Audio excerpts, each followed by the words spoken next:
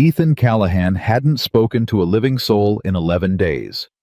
But when he saw a drunk man drag his own daughter toward a wagon and shout a price like she was a mare, the cowboy dropped his supplies in the dirt and started walking. Nobody in Black Creek Valley stopped him. Nobody dared. And the question he was about to ask that trembling woman would silence the entire town. If stories about broken people who find their worth move you, subscribe and stay with me to the very end.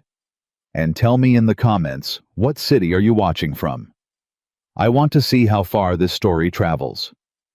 Ethan Callahan came down out of the mountains that morning because he was out of coffee and low on salt, and for no other reason a man could name. He'd told himself that twice on the ride down.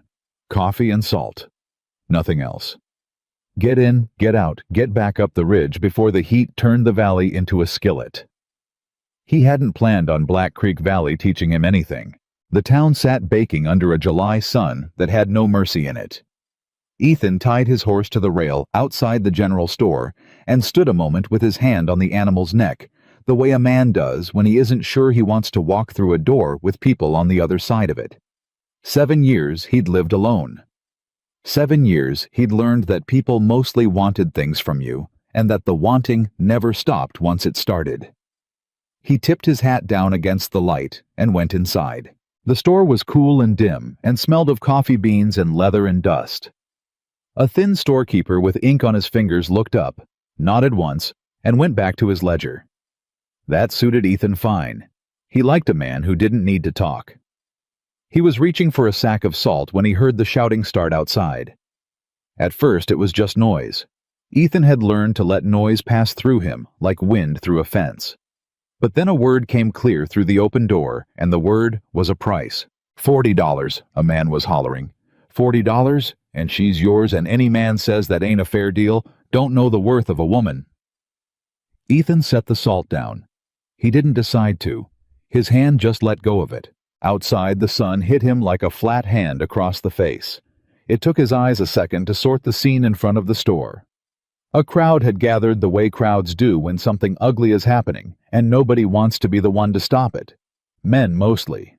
A few women at the edge's arms, crossed mouths tight, and in the middle of it stood a man Ethan would come to know as Walter Whitmore. Walter was drunk. Anyone could see that. He swayed on his heels, and his eyes were wet and red-rimmed, and his shirt was buttoned wrong. But drunk men could still do terrible things, and this one had his hand clamped around the wrist of a young woman. She wasn't fighting him. That was the thing Ethan noticed first, and it was the thing that put a cold weight in his chest. She wasn't fighting. She stood there in a faded blue cotton dress with a small cloth bag hanging from her free hand, and she looked out at the crowd with a stillness that wasn't calm at all. It was the stillness of somebody who had already decided that fighting didn't work. Ethan knew that stillness.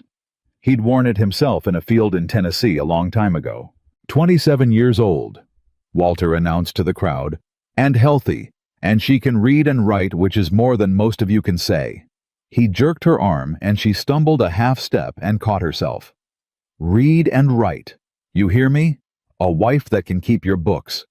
$40. She yours to sell, Whitmore, somebody in the crowd called. There was laughter in it, not outrage, just a man enjoying the show. She's my daughter, Walter said, and his voice cracked on it, and for 1 second something almost human passed over his ruined face. She's my daughter, and I got debts, and a man's got a right to settle his debts. Debts to who? The same voice asked. Walter didn't answer that. His eyes cut sideways toward a big man leaning against a black horse at the edge of the crowd, and everyone's eyes followed his, and the laughter died down some. The big man pushed off his horse and walked forward. Ethan didn't know his name yet either, but he knew the type, the way you know a rattlesnake by its shape. This was a man who owned things. Land and cattle and men, and apparently women too. He wore a good coat despite the heat, and he carried himself like the heat wouldn't dare touch him. His name was Silas Vane, and he owned the biggest spread in 3 counties, and Walter Whitmore owed him $110 from a card table. The debt, Silas Vane said, and his voice was smooth and quiet and carried anyway, is $110, Walter, not 40. I know it. I know it, Mr. Vane. Walter's whole body seemed to shrink. But she's worth more than 40 to the right buyer, and if I can raise the rest— You don't need to raise the rest. Vane stopped a few feet from the young woman and looked at her the way a man looks at a horse he's already bought.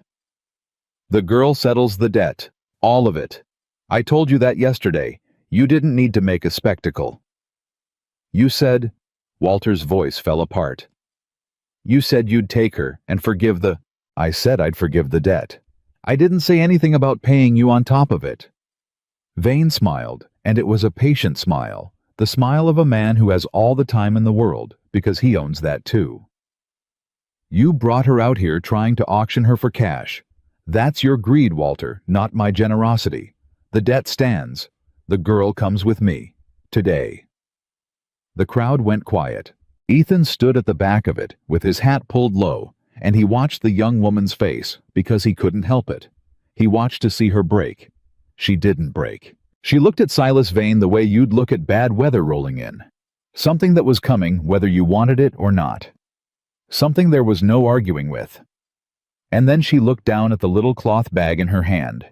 Everything she owned in the world Ethan would learn, wrapped in that one bag, and her thumb moved against the cloth once slow like she was saying goodbye to it. She's saying goodbye to herself, Ethan thought.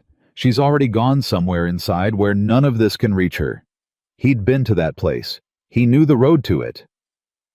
Well, Vane said to her almost gently, you'll want to say your farewells to your father, I suppose.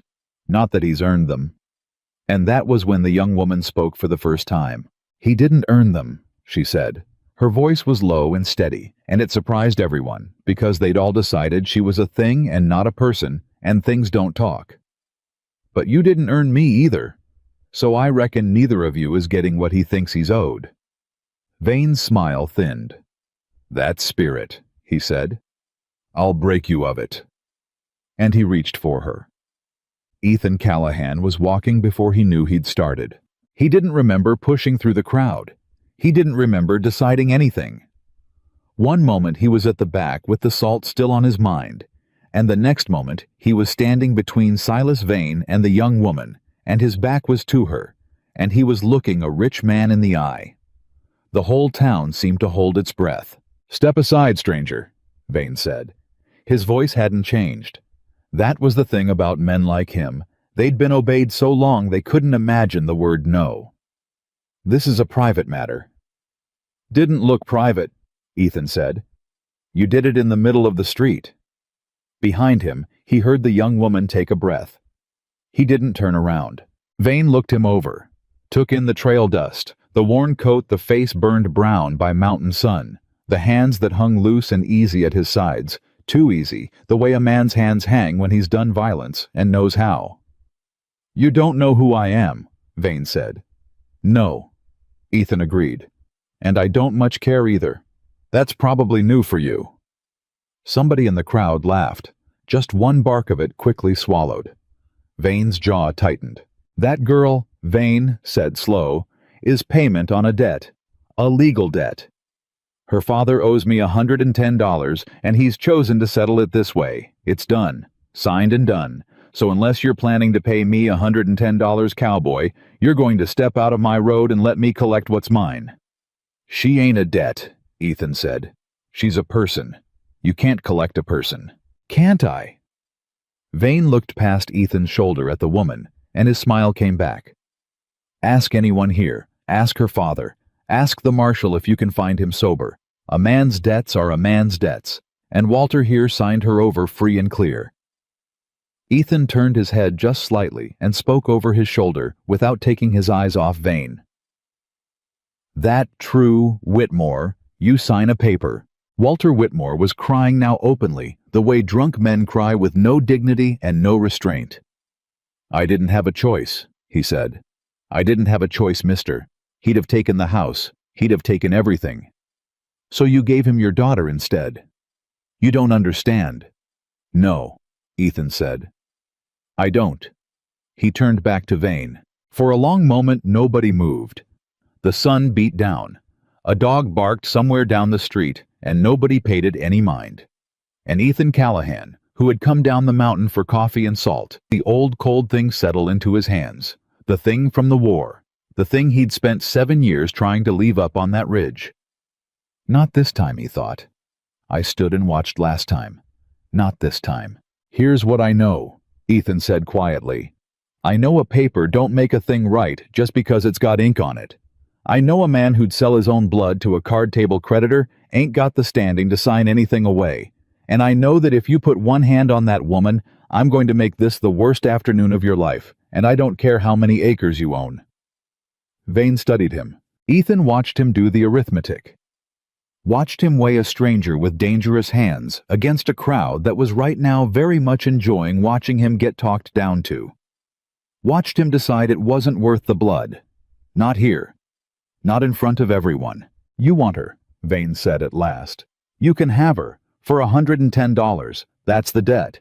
You cover it, she's yours, and we're square.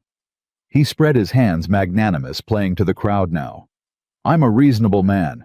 I don't need a woman who's going to be trouble, but I'm not going to eat $110 because some saddle tramp got sentimental. You've got the money, cowboy, or you've just got the mouth. And there it was. Ethan had $41 to his name. He knew it to the penny. He'd counted it that morning before he left the cabin the way a poor man counts money because he'd meant to buy the salt and the coffee and maybe a new blade for his axe, and he'd been proud of himself for the axe. $41.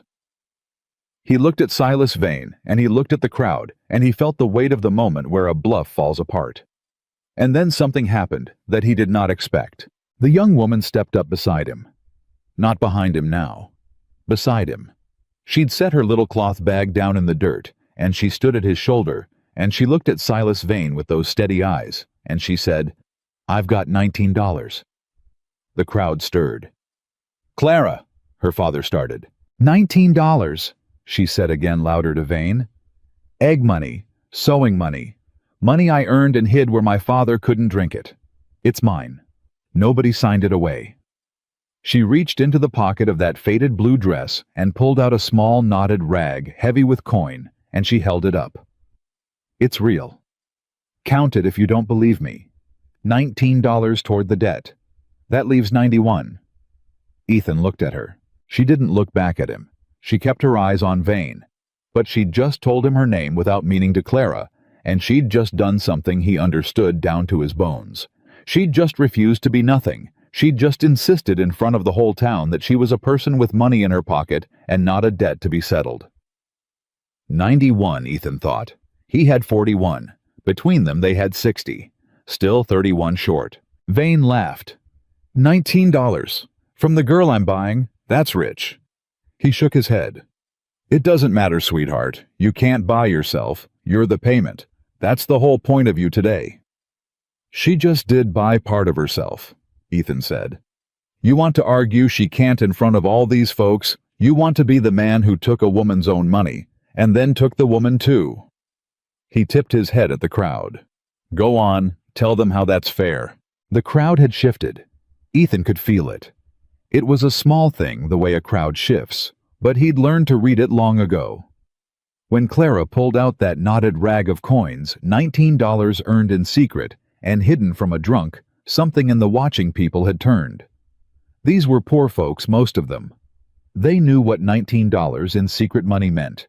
They knew what it cost to earn it and hide it, and they didn't love Silas Vane. Nobody loves the man who owns the land they work. Vane felt it too.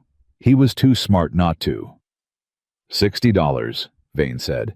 You've got 60 between you. Is that the tale? 60 against 110 debt?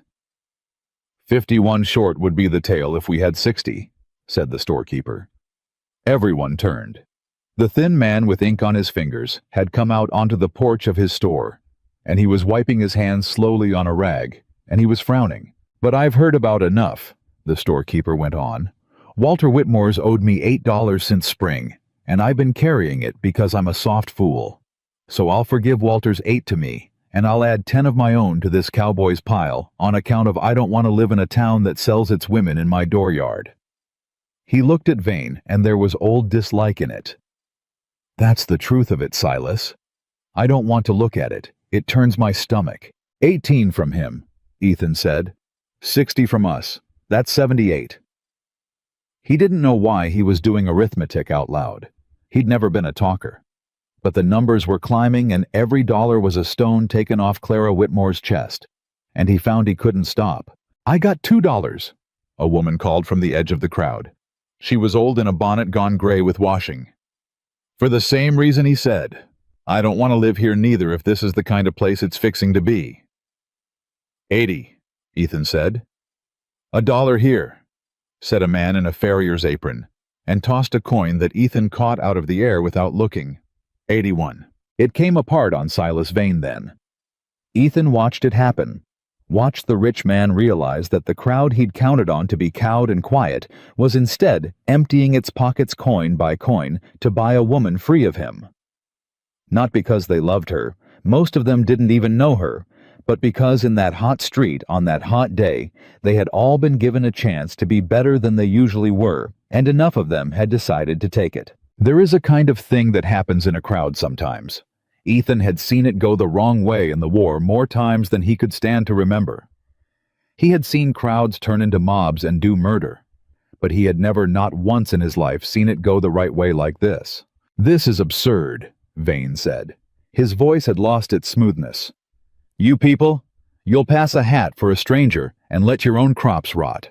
$110 and not a cent less, and I don't take it in nickels from beggars."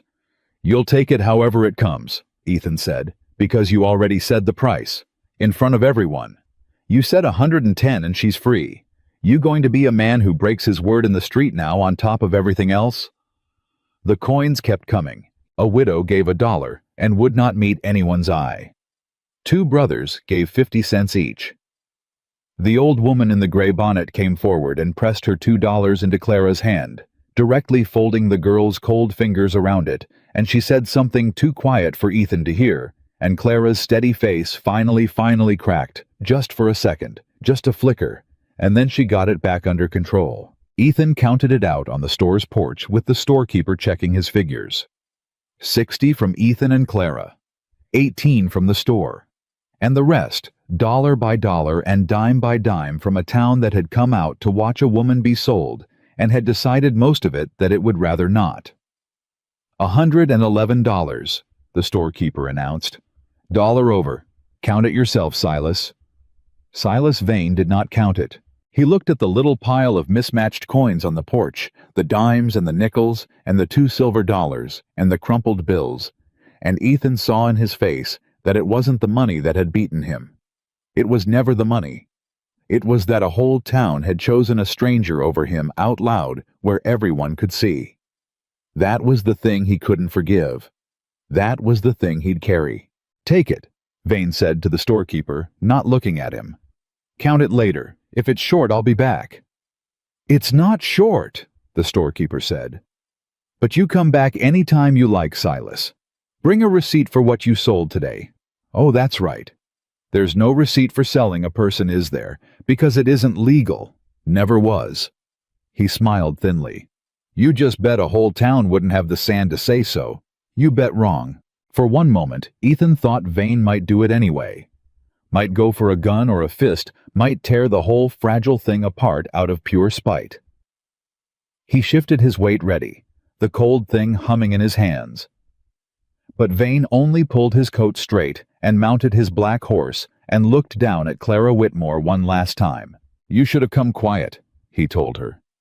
"Would have been a soft life. Instead, you'll be some saddle tramp's washwoman up a mountain, and you'll think of me when the winter comes." He gathered his reins. "This valley's mine, girl. Every road in and out. You'll pass through it again someday. And I've got a long memory." "So do I," Clara said. Vane rode out. The crowd parted to let him, and closed behind him, and let out a breath as one, and then people started talking all at once the way they do after a storm passes, half laughing, half amazed at themselves. And Clara Whitmore stood in the middle of the street with a handful of a town's mercy folded in her fist, and she did not seem to know what to do with any of it. Her father came at her then, stumbling, weeping, reaching. "Clara, Clara, baby. You see how it worked out. I never would have let him really take you. I was just—" "Don't," Clara said. "Baby, I'm your father. You put a price on me." Her voice didn't rise, was what made it terrible. In the street. In front of everyone. $40. I heard you say it. I'll hear you say it the rest of my life. She looked at him, and Ethan saw something close between them. A door swinging shut that would never open again. "You don't get to call me baby anymore. You spent that word. You spent all of them." "Where will you go?" Walter cried. "You got nothing. You got no one." "She's got a mountain to go to," Ethan heard himself say. "If she wants it. And a roof. And she won't be sold off it, not for any debt, not ever." He hadn't planned to say that either. It just came out of him the way the walking had come out of him, the way the numbers had. "That's a better offer than the one you gave her, Whitmore. Not that that's saying much." Clara turned and looked at Ethan then. Really looked at him for the first time. Up close, her eyes were brown and tired, and older than 27 years, had any right to make them, and there was a wariness in them so deep it was almost a wall. He knew that wall. He had one just like it. "Why?" she said. Just that. One word. A question with no question mark on it, because she'd stopped believing questions got answered. "Why what?" Ethan said, "Why'd you step in? You don't know me. You'll never see a dime of your money back. I'm not." Her jaw worked. "I'm not going to be grateful the way you want. If that's the price, tell me now, and I'll take my $19 and my chances. I've paid that price before. I'd rather starve." The crowd went quiet again to hear his answer, and here it was. The moment the whole town was watching. The moment Ethan Callahan, Mountain Cowboy, 7 years alone, could have said something noble, something the crowd wanted, something about kindness or God or the milk of human decency. He didn't. He crouched down in the dirt of the street, slow and easy, until he was closer to her level, the way you get low to a spooked animal so you don't loom. He picked up her little cloth bag from where she'd dropped it, everything she owned in the world, and he held it out to her. And then he asked her the question. It was not the question anyone expected. It was not, "Will you come with me?" And it was not, "Will you be my wife?" And it was not, "Are you all right?" Which is the useless thing people say to a person who is obviously not all right. Ethan Callahan looked Clara Whitmore in the eye, in a street where she had just been sold and then bought back by strangers. And he asked her the one thing that not one single person had asked her in her entire life. "What do you want?" Clara stared at him. The crowd was silent. Somewhere the dog barked again.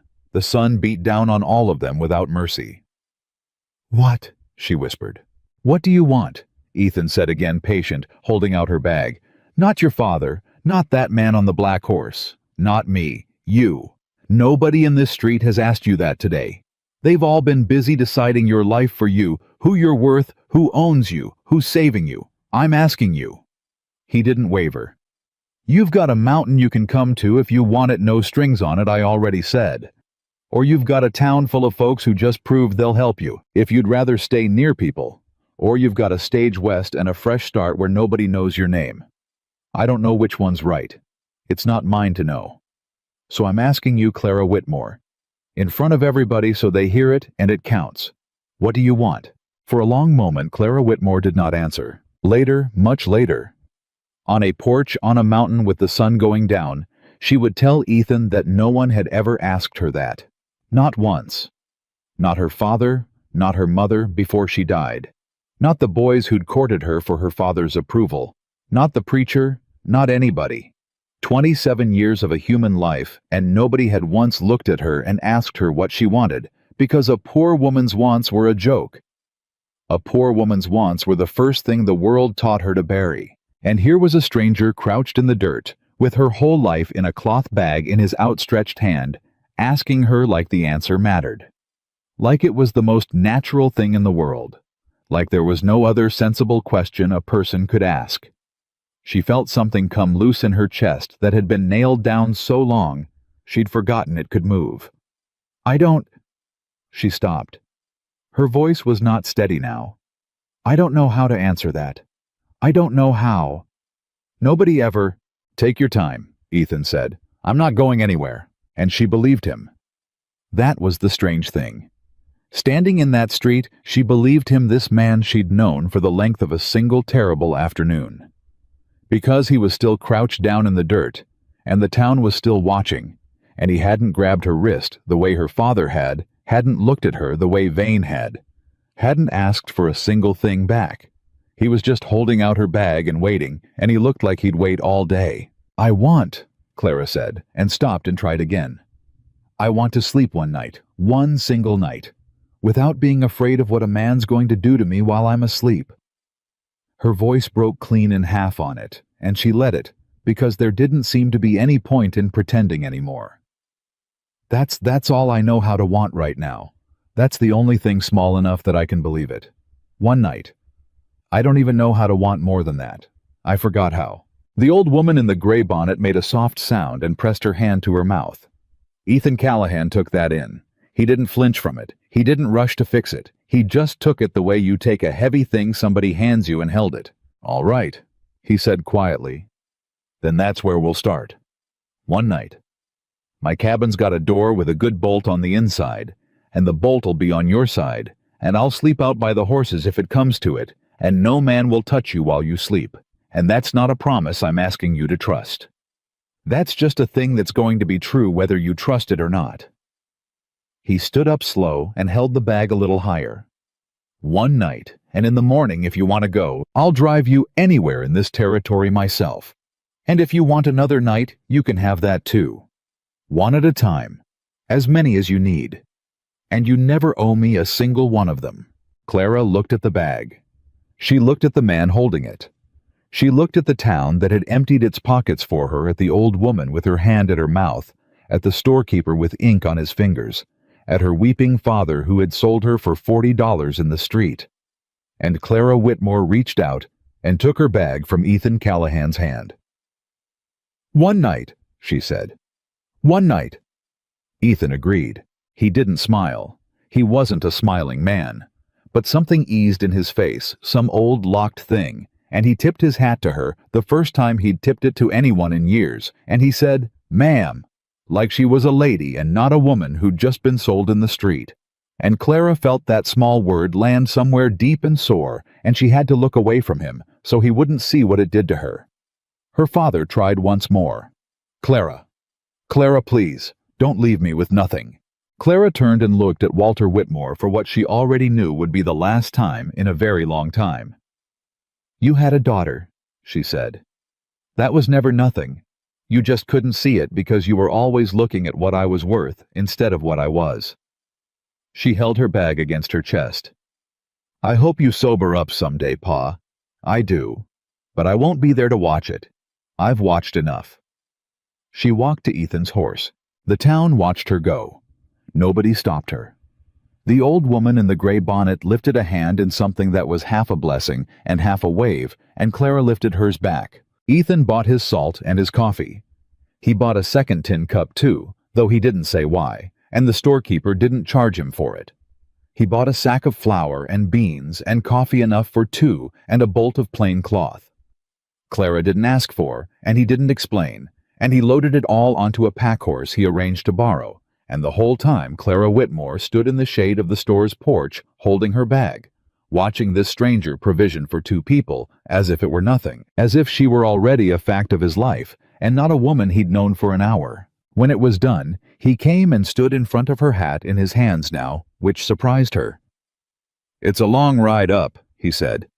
"Half a day and it gets steep near the top. You ever ridden much?" "Some, when I was a girl. You can ride behind me, or I can put you on the pack horse and lead it, whichever suits you better. I'd rather you tell me which than have me decide it for you." He said it plainly, but she understood he was doing it on purpose, handing her the small choices one after another, like a man teaching a wild thing that it's allowed to eat from his hand. "Which do you want?" There was that word again. Want. "Behind you," Clara said. I don't trust a strange horse yet. But I can hold on. Behind me it is." He helped her up. He was careful about it, offered his hand, waited for her to take it, didn't grab. His hand was rough and warm and enormous around hers, and he lifted her like she weighed nothing and set her behind the saddle, and then he swung up in front of her and said over his shoulder, You'll want to hold on to my coat. Or my belt. Whatever you can stand to hold. Rough trail and I don't want you coming off it. Clara took a fold of his coat in each fist. Tighter than that, Ethan said, not unkindly. I won't take it wrong. Hold on like you mean it, Clara. I'd rather you grab me too hard than fall. She tightened her grip. He clicked to the horse, and they rode out of Black Creek Valley together, up toward the mountains, in the long gold light of a July evening. A lonely cowboy, and a woman who'd been sold like cattle that very morning, and who now, for the first time in longer than she could remember, was riding toward a night she did not have to be afraid of. They didn't speak much on the way up. Clara didn't have words for what had happened to her, and Ethan wasn't a man who reached for words when silence would do. But partway up the mountain where the trail switched back on itself and the whole valley spread out gold and small below them, Clara found herself speaking anyway quietly to the back of his coat. You didn't have the money, she said. When he first named the price, did you? Ethan was quiet a moment. No, he said. I had $41 and no plan past standing in front of you. I figured I'd get beat half to death and maybe that'd shame somebody into helping. It was a bad plan. But it worked. It worked because you pulled out that rag of coins, Ethan said. That's what turned it. Not me. You. The second you showed that town $19 you'd earned in secret and hidden from a drunk, they saw a person instead of a debt. I just stood there. You did the rest. He paused. That took more sand than anything I did. I want you to know I know that. Clara pressed her face against the rough fabric of his coat so he wouldn't feel her crying, and she cried the whole way up the last stretch of the mountain, silently holding onto a stranger's coat like she meant it the way he'd told her to. She wasn't crying from sadness. She was crying because a man had told her she had sand, and had asked her what she wanted, and had tipped his hat to her in a street where she'd been sold, and because none of those things had ever happened to her before in her whole life. And because she was terrified deep down, under everything, that it wasn't real, that she'd get to the top of this mountain and the door with the bolt on the inside wouldn't be real either, and the price would come due after all the way it always came due. But when they reached the cabin near dark, Ethan Callahan swung down first and helped her down after careful as ever, and he walked her to the cabin door and pushed it open and showed her the small clean room inside. And he showed her the door to it. And he showed her the heavy iron bolt on the inside of that door. And he put his own hand flat against the wood and pushed to show her how solid it was. On your side, he said. Like I told you, you bolt that and the President of the United States couldn't get through it, let alone me. He stepped back out of the doorway, giving her the room. There's bread and hard cheese in the tin on the shelf if you get hungry. Water in the pitchers fresh from the creek this morning. I'll be out by the horses. You need anything, you holler, but you don't have to. You don't have to do anything at all tonight, Clara, except the one thing you told me you wanted. Clara stood in the doorway of a room that was for the moment hers. Sleep, she said. Sleep, Ethan said. He tipped his hat one more time. Good night, ma'am. He turned to go. Mr. Callahan. He stopped. Clara stood in the little room with her cloth bag still clutched against her chest, and she looked at this strange, quiet, careful man who had walked across a street for her that morning when she was a debt to be settled, and had ridden her up a mountain by evening when she was a person again. And she found that there was one more thing she wanted after all, and that she was barely, for the first time in years, brave enough to say it. Thank you, she said, for asking me what I wanted. Nobody ever... Her voice wavered and she let it. Nobody ever did that before, my whole life. You're the first. Ethan Callahan stood in the growing dark outside the door of his cabin, and something moved across his weathered face that Clara couldn't read, some old grief and some new thing tangled up together. Then everybody before me was a fool, he said simply. Good night, Clara. And he walked out to the horses. And Clara Whitmore closed the door of her own room and slid the heavy iron bolt across it with her own hand and stood in the dark, listening to the small sounds of a man settling horses for the night. Unhurried, unbothered, going about his business, as if there were nothing in the world he wanted from her. And for the first time since she was a girl, for the first time in longer than she could rightly remember, Clara Whitmore lay down on a clean bed behind a bolted door, and she was not afraid. She got her one night, She would remember for the rest of her life that it was the first thing she'd ever asked for and gotten. Morning came to the mountain, and Clara Whitmore woke behind a bolted door and lay very still listening. For a long while, she didn't move at all. She just lay there with her eyes open, cataloging the sounds the way she'd trained herself to do her whole life, reading a house through its noises to know what was coming. A drunk's footsteps. A creaking board that meant a hand on her doorknob. She'd learned all of it young. But the sounds coming through the door weren't those sounds. She heard an axe. Steady, unhurried, a man splitting wood in no particular rush. She heard horses stamping and blowing. She heard a coffee pot set down on iron. And under all of it, she heard a man's low voice talking. Not to her, not to anyone, just murmuring the way some men talk to animals, easy and constant. The sound of somebody who'd been alone so long that talking to horses was the only conversation he had left. Clara lay there and understood slowly that she had slept the whole night through. She hadn't done that in years, not once, not one whole night. She got up. She smoothed her faded blue dress with her hands because she had nothing else to smooth it with, and she stood at the bolted door a long moment with her fingers on the iron, and then she slid it back and opened the door and stepped out into the main room of the cabin. It was empty. He'd left it to her. On the table sat a tin plate with bread and a wedge of hard cheese, and beside it the second tin cup he'd bought in town, and the coffee pot warming at the edge of the stove, and a folded square of the plain cloth he'd bought and never explained. She stood looking at that plate a long time. She was still standing there when Ethan Callahan came in through the front door with an armload of split wood, and he stopped when he saw her, and the two of them looked at each other across the room like a couple of wary animals who'd each expected the other to be gone. "Mornin'," Ethan said. "Morning." "You sleep." Clara opened her mouth to give the answer she always gave, which was fine, which was the answer that kept a person safe, and instead, the truth came out of her before she could stop it. "All night," she said. "I slept all night. I haven't done that since—" She stopped. "In a long time."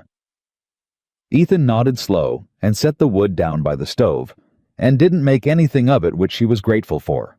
"Good," was all he said. "There's coffee. Cheese is sharp, I'll warn you. Fella down at the store makes it himself, and he's got a heavy hand with it.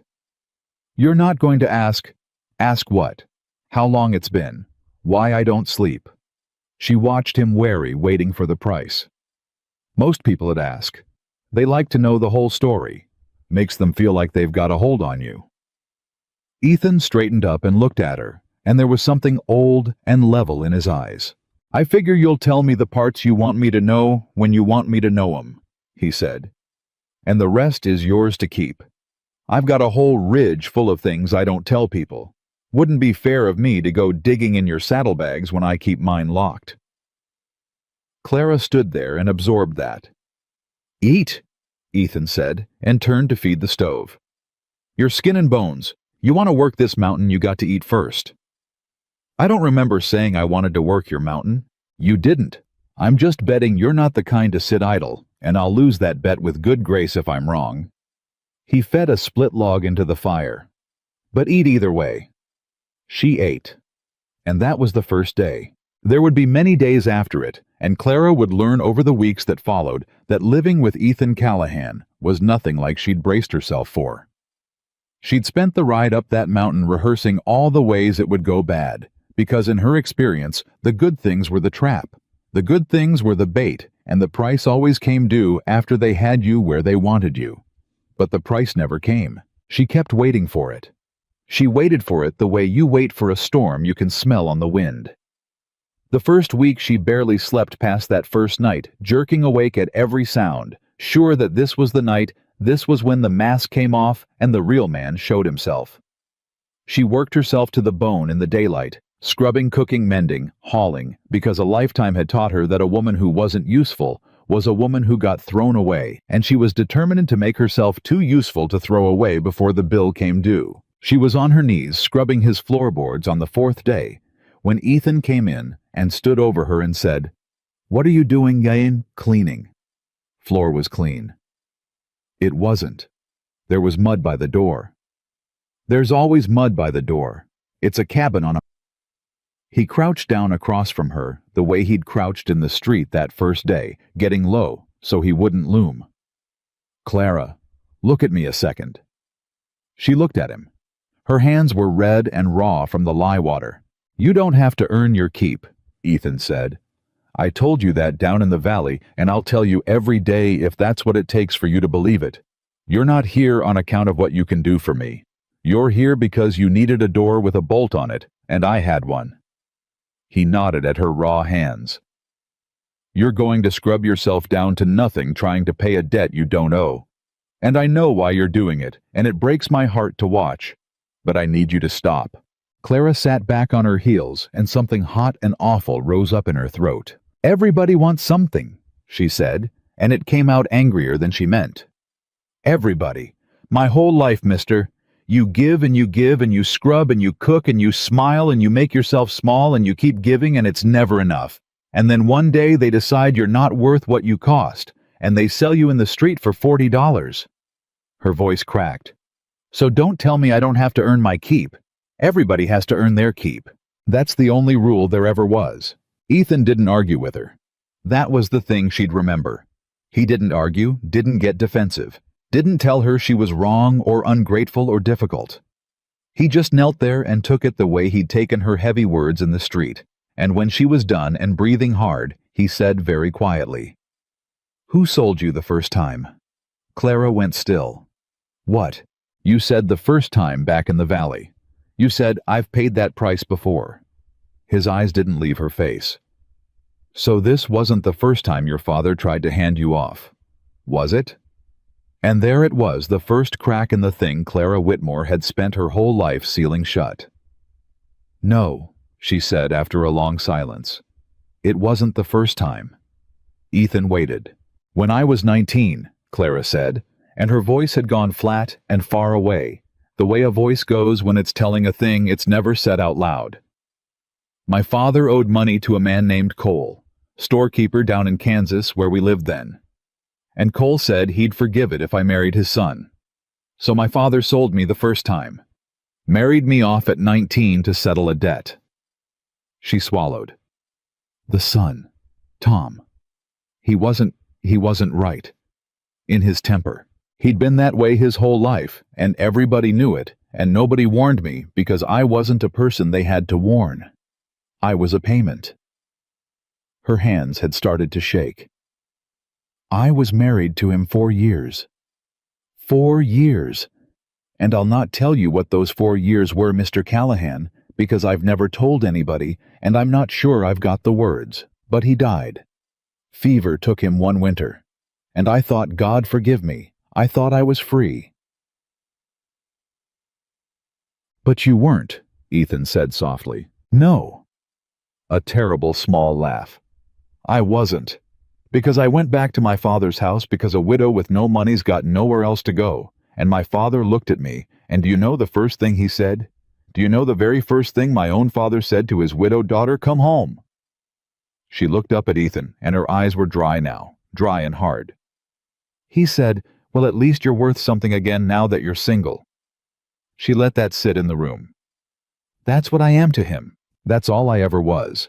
A thing you could sell and then sell again after the first buyer died. And you sit here in your clean cabin and tell me I don't have to earn my keep, and I want to believe you.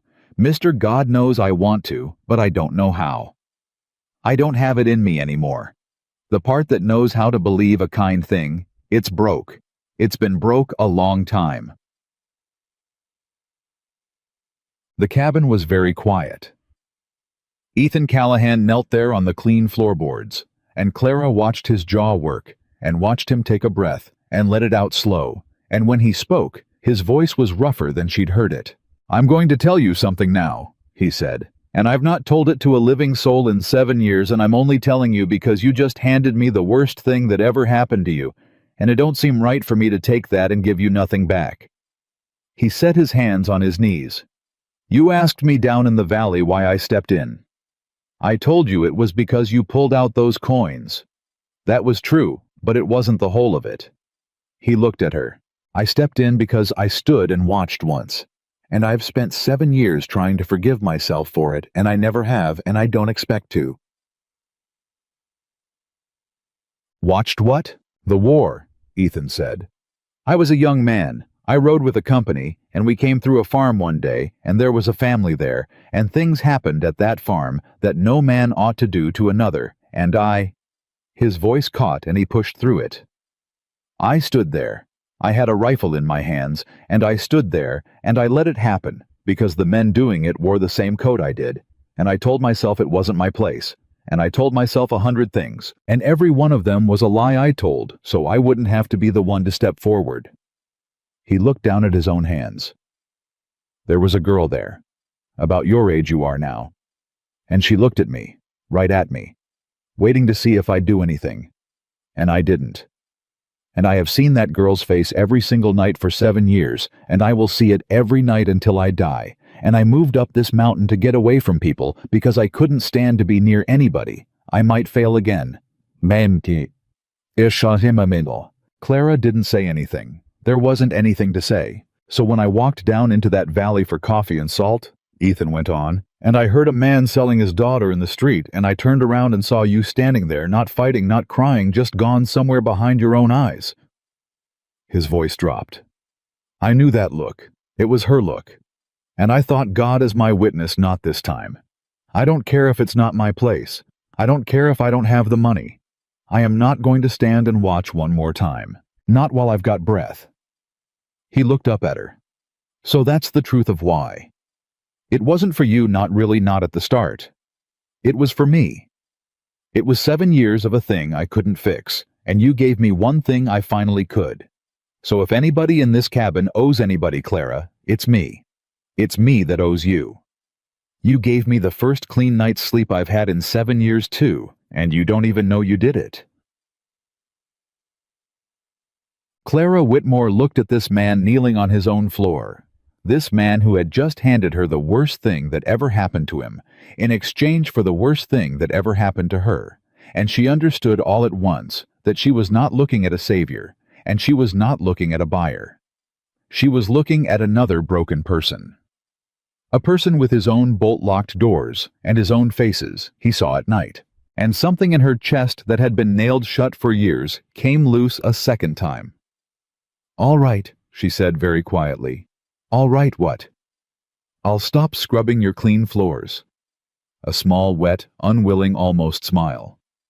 I'll find honest work to do instead, because I can't sit idle, mister. I meant that it's not in me. But I'll stop trying to buy my way out of being thrown away. She swallowed. I'll try to believe you. I can't promise I'll get all the way there, but I'll try. That's all I'd ask, Ethan said. The trying. And he stood up and held out his rough hand and helped her up off her knees, careful as ever, waiting for her to take it instead of grabbing. And Clara took it, and for one moment the two of them stood there in the small, clean cabin, holding hands like a couple of people at the edge of something neither of them had a name for. Then Ethan let go easy and said, Come on, if you gotta work, I'll give you real work. Better than scrubbing a floor that don't need it. That was how Clara Whitmore learned to ride a mountain and shoot a rifle and mend a fence and read the weather off the shoulder of a peak. She would look back on those weeks later as the strangest and best of her life. They fell into a rhythm, the two of them, the kind of rhythm that grows up quiet between two people who don't need to fill the silence. In the mornings, Ethan taught her things. He taught her to sit a horse without gripping so hard her hands cramped. He taught her to load and level a rifle, and when she flinched at the first shot, he didn't laugh, just said, Again, show, and stood beside her patient as the mountain itself until the flinch went out of her.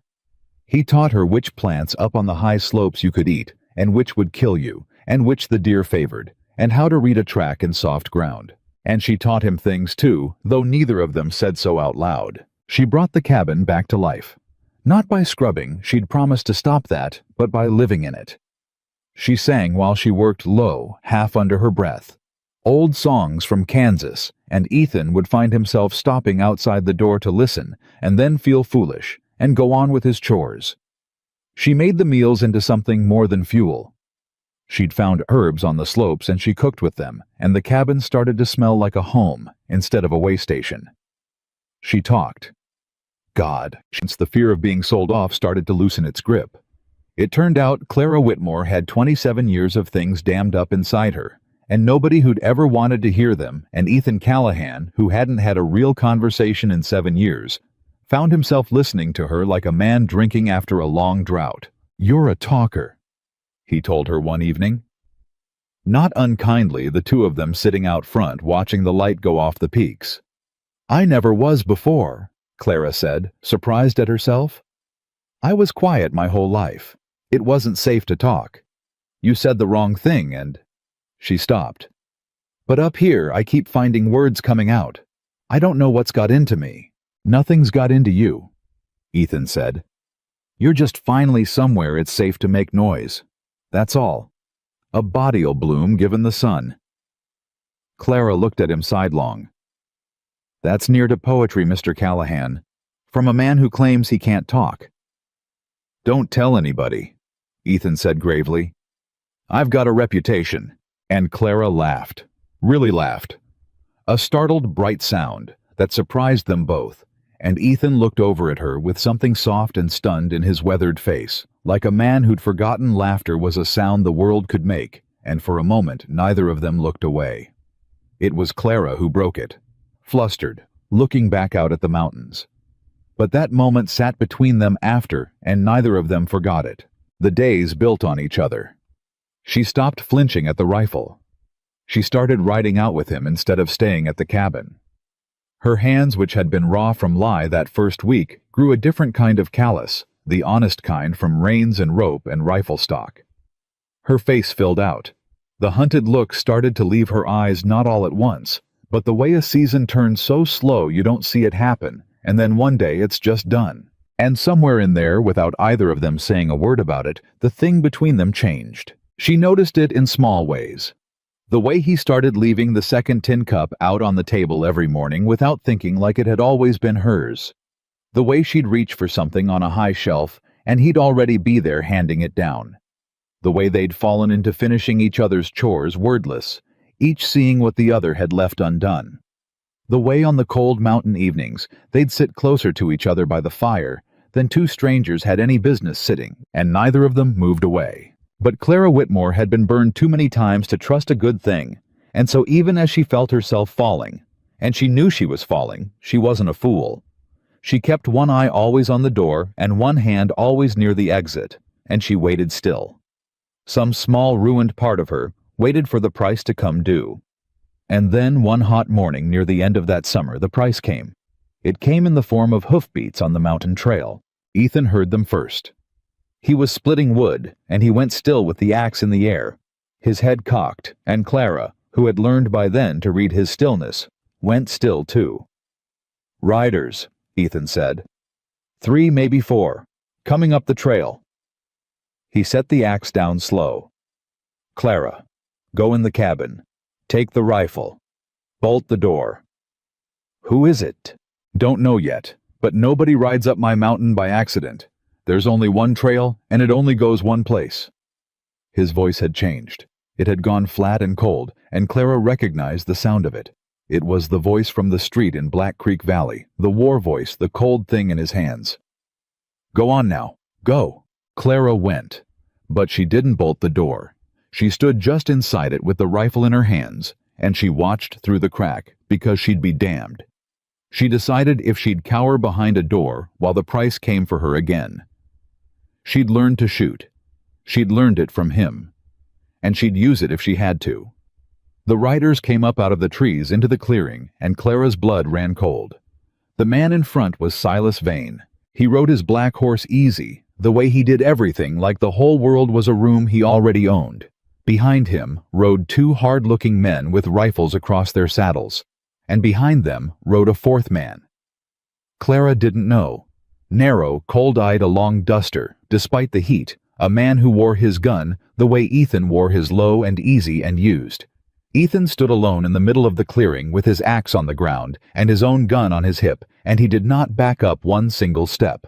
"Callahan," Silas Vane said, reining up. "That's your name, they tell me. Took me a while to learn it. You weren't much for introducing yourself down in the valley." "Didn't figure we'd be friends," Ethan said. "Turned out I was right. You're a long way up a private mountain vein, and you brought company. That's a lot of trouble to go to for a fella you already got what you wanted from. You got your $111. "I did." Vane smiled his patient smile. "And I told you at the time I've got a long memory. I don't like being made a fool of in front of a town full of people who owe me their livelihoods. That kind of thing spreads, gives folks ideas. A man in my position can't afford ideas." He leaned on his saddle horn. "So I did some looking into you, Callahan, and into your mountain here, and I found the most interesting thing." Clara, watching through the crack in the door, saw Ethan's shoulders shift just slightly, and she knew him well enough by now to know that the shift meant he was worried. Not about the guns, about something else. "This land you're squatting on," Vane said. "This pretty little mountain you rode up 7 years ago and started calling home. You ever file a claim on it, Callahan? You ever go down to the Territorial Land Office and put your name on a paper?" Ethan didn't answer. "No," Vane said softly. "You didn't. Because you didn't want to talk to anybody, did you? You just rode up here and built your cabin and hid from the world, and never once made it legal, which means in the eyes of the law and the territory of Montana." He spread his hands, delighted. "This land is unclaimed. Open range. Free for any man to file on who's got the sense to walk into the land office and do it." His smile widened. "Which I did. 3 weeks ago. You're standing on my land, Callahan. Your cabin, your well. That fence you've been mending, all of it's mine now, legal and filed and signed. I own the mountain you've been hiding on." The silence in the clearing was total. Clara's hands tightened on the rifle. She understood all at once the shape of the trap. Vane hadn't come for her. Not really. He'd come for the one thing that could hurt Ethan worse than a bullet. He'd come to take the mountain. To take the one safe place in the world, the cabin with the bolt on the door, and make it his, because he'd figured out somehow that this was the thing Ethan Callahan had built his whole broken life around, and men like Vane always went for the thing you loved. "You're a liar," Ethan said, but his voice wasn't sure, and Clara heard that it wasn't sure. "Am I?" Vane reached into his coat and drew out a folded paper and held it up. "Filing's right here, certified by the land office in Helena. You're welcome to ride down and check it against their records, though I wouldn't advise leaving your cabin unattended if you do." He tucked the paper away. "I'm a reasonable man, Callahan. I told you that in the valley, and I meant it. So here's my offer. You've got a woman up here, the same woman I paid good money to have and got cheated out of. You send her down the mountain with me now, back where she belongs, and I'll let you keep your cabin till the first snow. That's generous. That's more than fair. A whole season to find yourself a new mountain to hide on. All it costs you is the woman who was never yours to begin with. What do you say?" And there it was. The real offer. The one he'd ridden up here to make.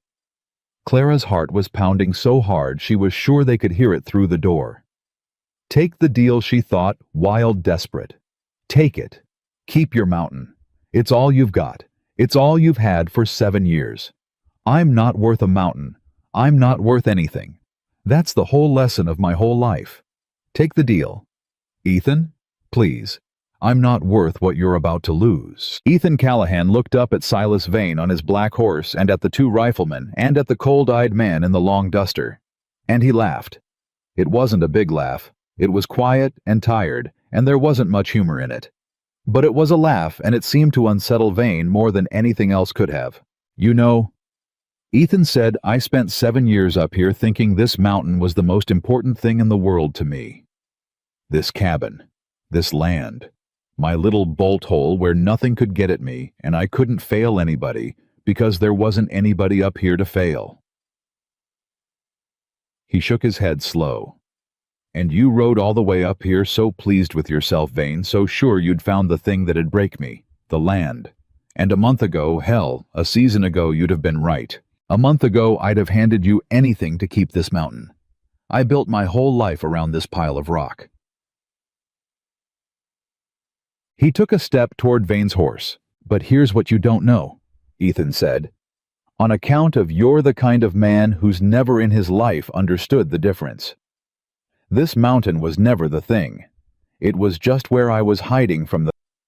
And the thing walked up my trail one hot afternoon in a faded blue dress being sold in the street for $40, and she moved into my cabin, and she taught me how to sleep at night again. And somewhere in there, this pile of rock stopped being my whole life, and started being just the place where she was. He stopped a few feet from the black horse. So you can have the mountain vein. File on it. Keep it. Burn the cabin down for all I care. Because you rode all this way to take the thing that matters most to me, and you got the wrong thing. You always were going to get the wrong thing. Because the thing that matters most to me is a person. And you can't file a claim on a person. God knows you've tried. Clara Whitmore stood behind the door with the rifle in her hands, and tears running down her face, and she did not remember afterward deciding to open the door. She just found herself doing it. She found herself stepping out of the cabin into the hot clearing, with the rifle held low, but ready the way he'd taught her, and standing beside him, not behind him, the way she'd stood beside him in the street the first day. "He's right," Clara said, and her voice didn't shake, and that astonished her most of all. "You can't file a claim on a person, Mr. Vane. I know. My whole life people have tried. My father tried. My husband tried. You tried with your $110, and every single one of you thought a paper made it real." She lifted her chin. "But I'm standing on this mountain because I chose to. He asked me what I wanted the day you tried to buy me, and it was the first time anybody ever had. And do you know what I want, Mr. Vane? I want to stay right here. That's my choice. And there's no paper in Helena that can sign it away." Silas Vane looked down at the two of them from his black horse, and the patient smile finally left his face. "Sentiment," he said, and it came out cold now, all the smoothness gone. "You think I rode up this mountain for sentiment? You think I care what a saddle tramp loves or what a bought woman wants?" He straightened in the saddle. "I own this land. That's not sentiment, that's law.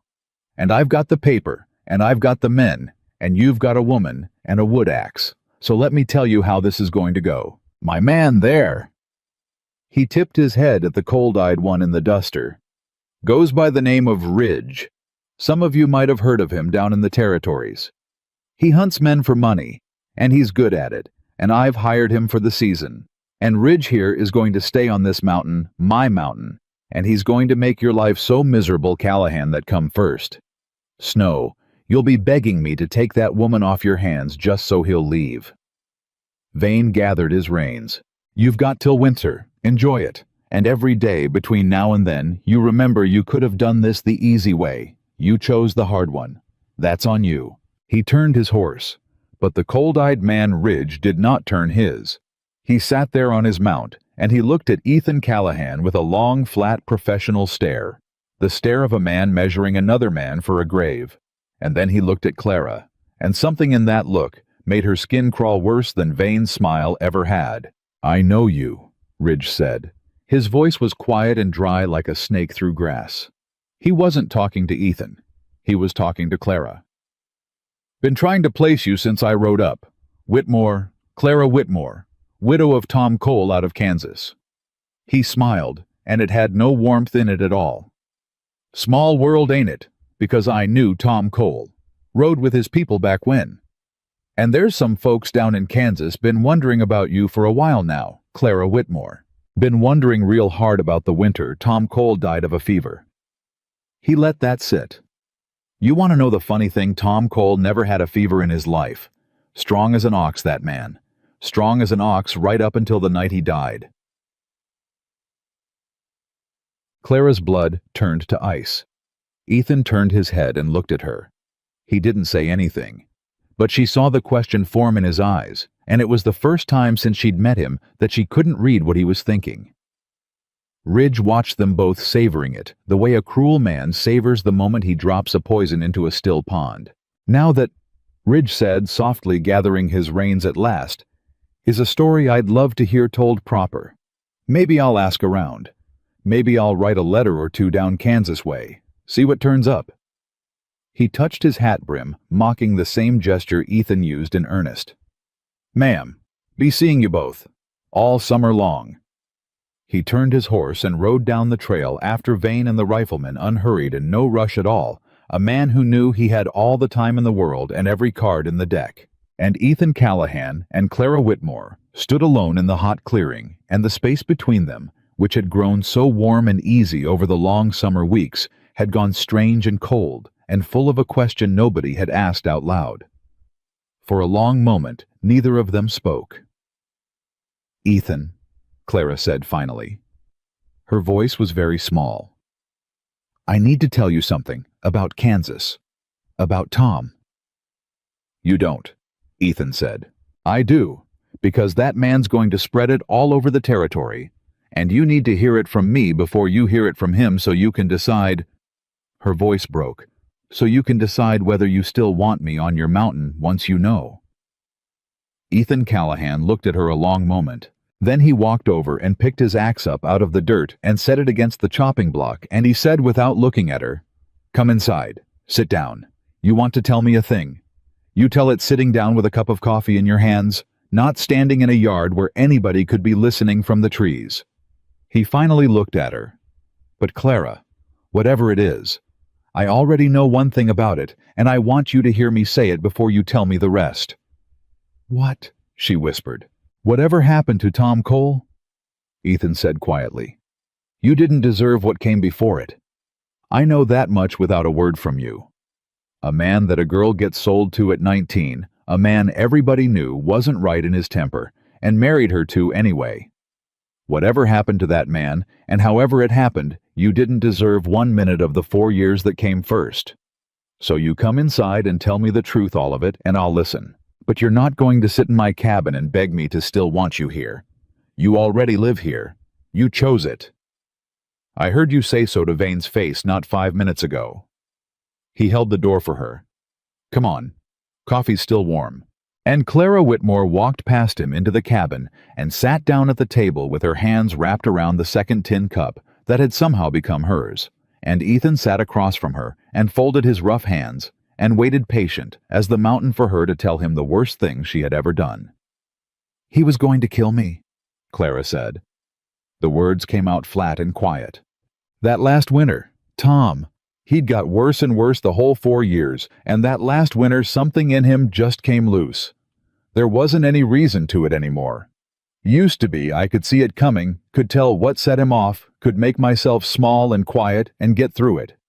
But that winter, there wasn't any getting through it. He'd come at me for nothing, for the way I breathed. And one night—" Her hands tightened on the cup.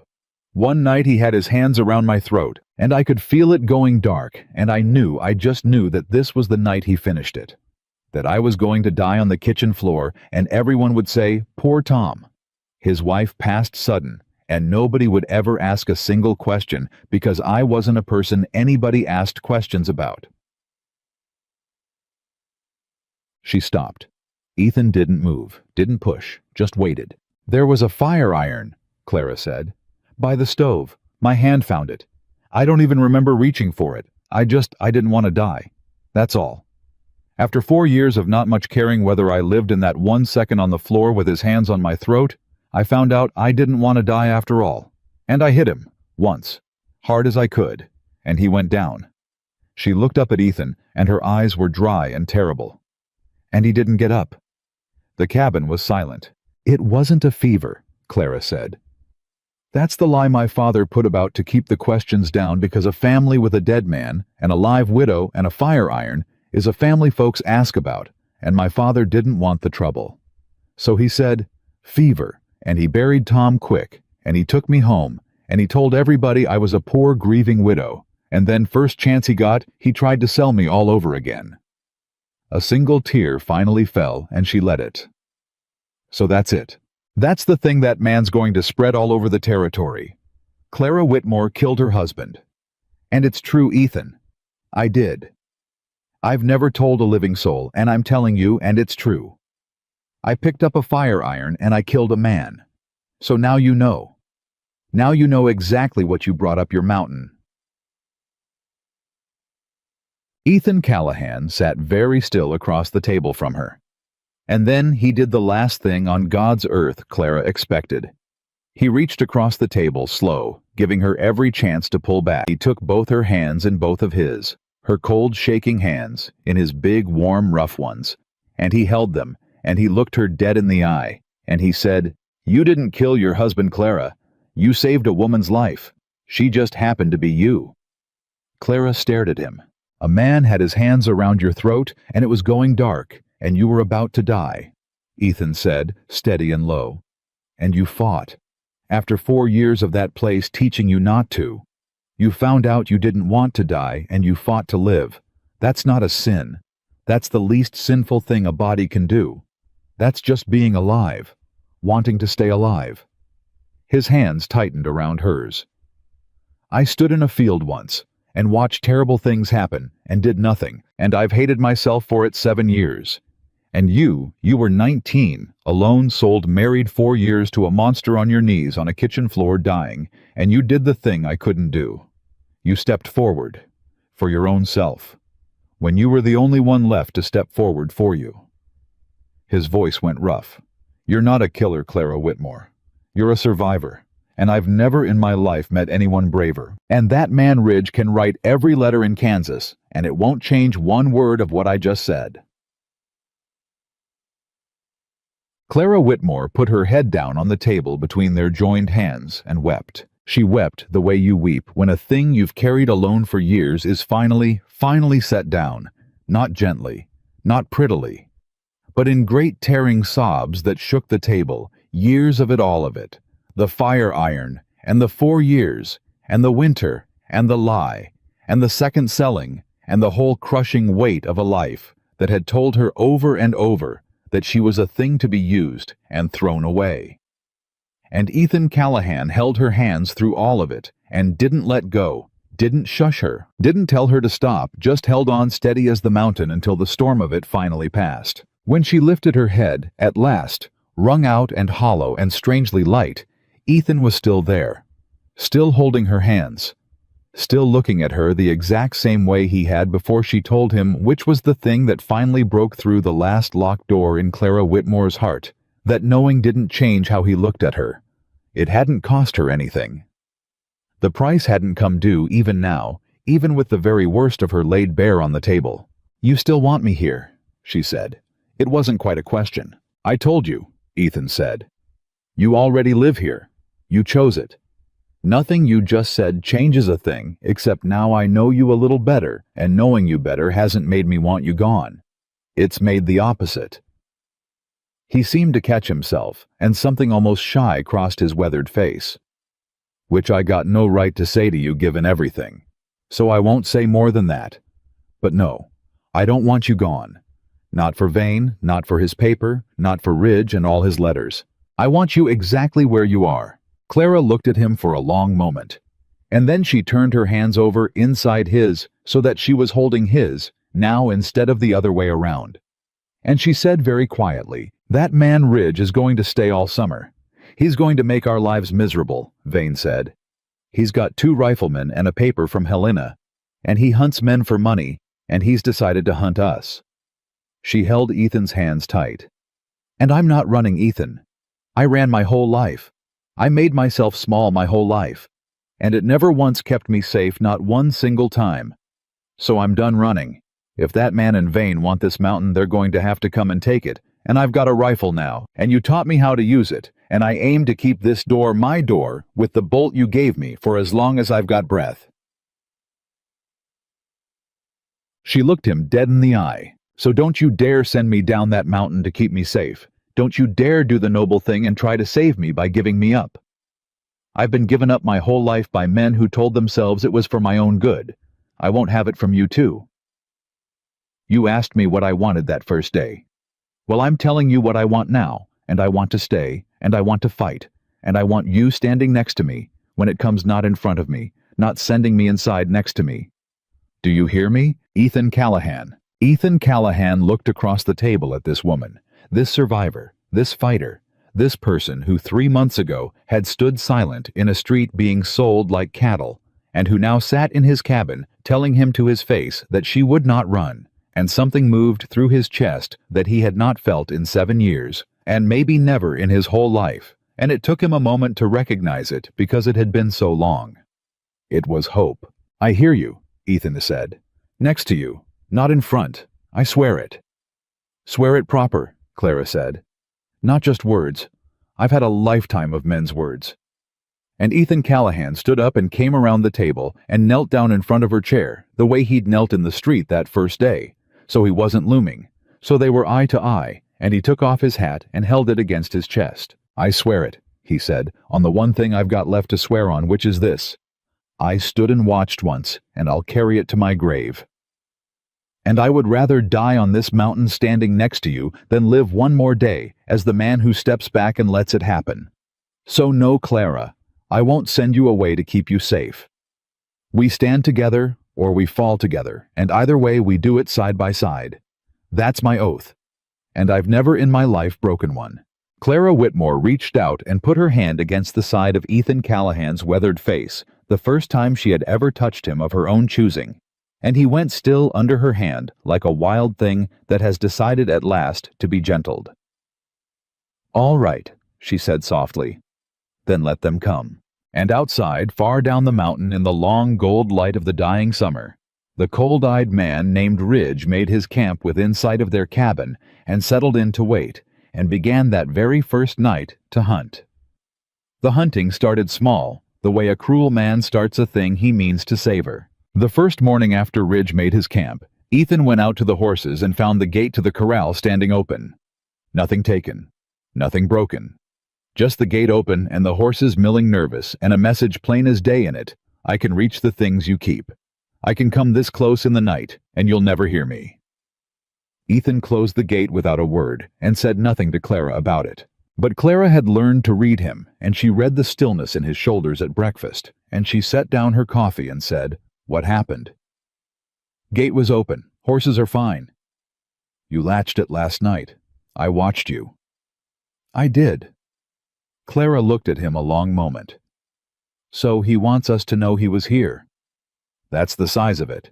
"Good," Clara said, and Ethan looked up at her surprised. "I mean it. Let him play his little games with gates.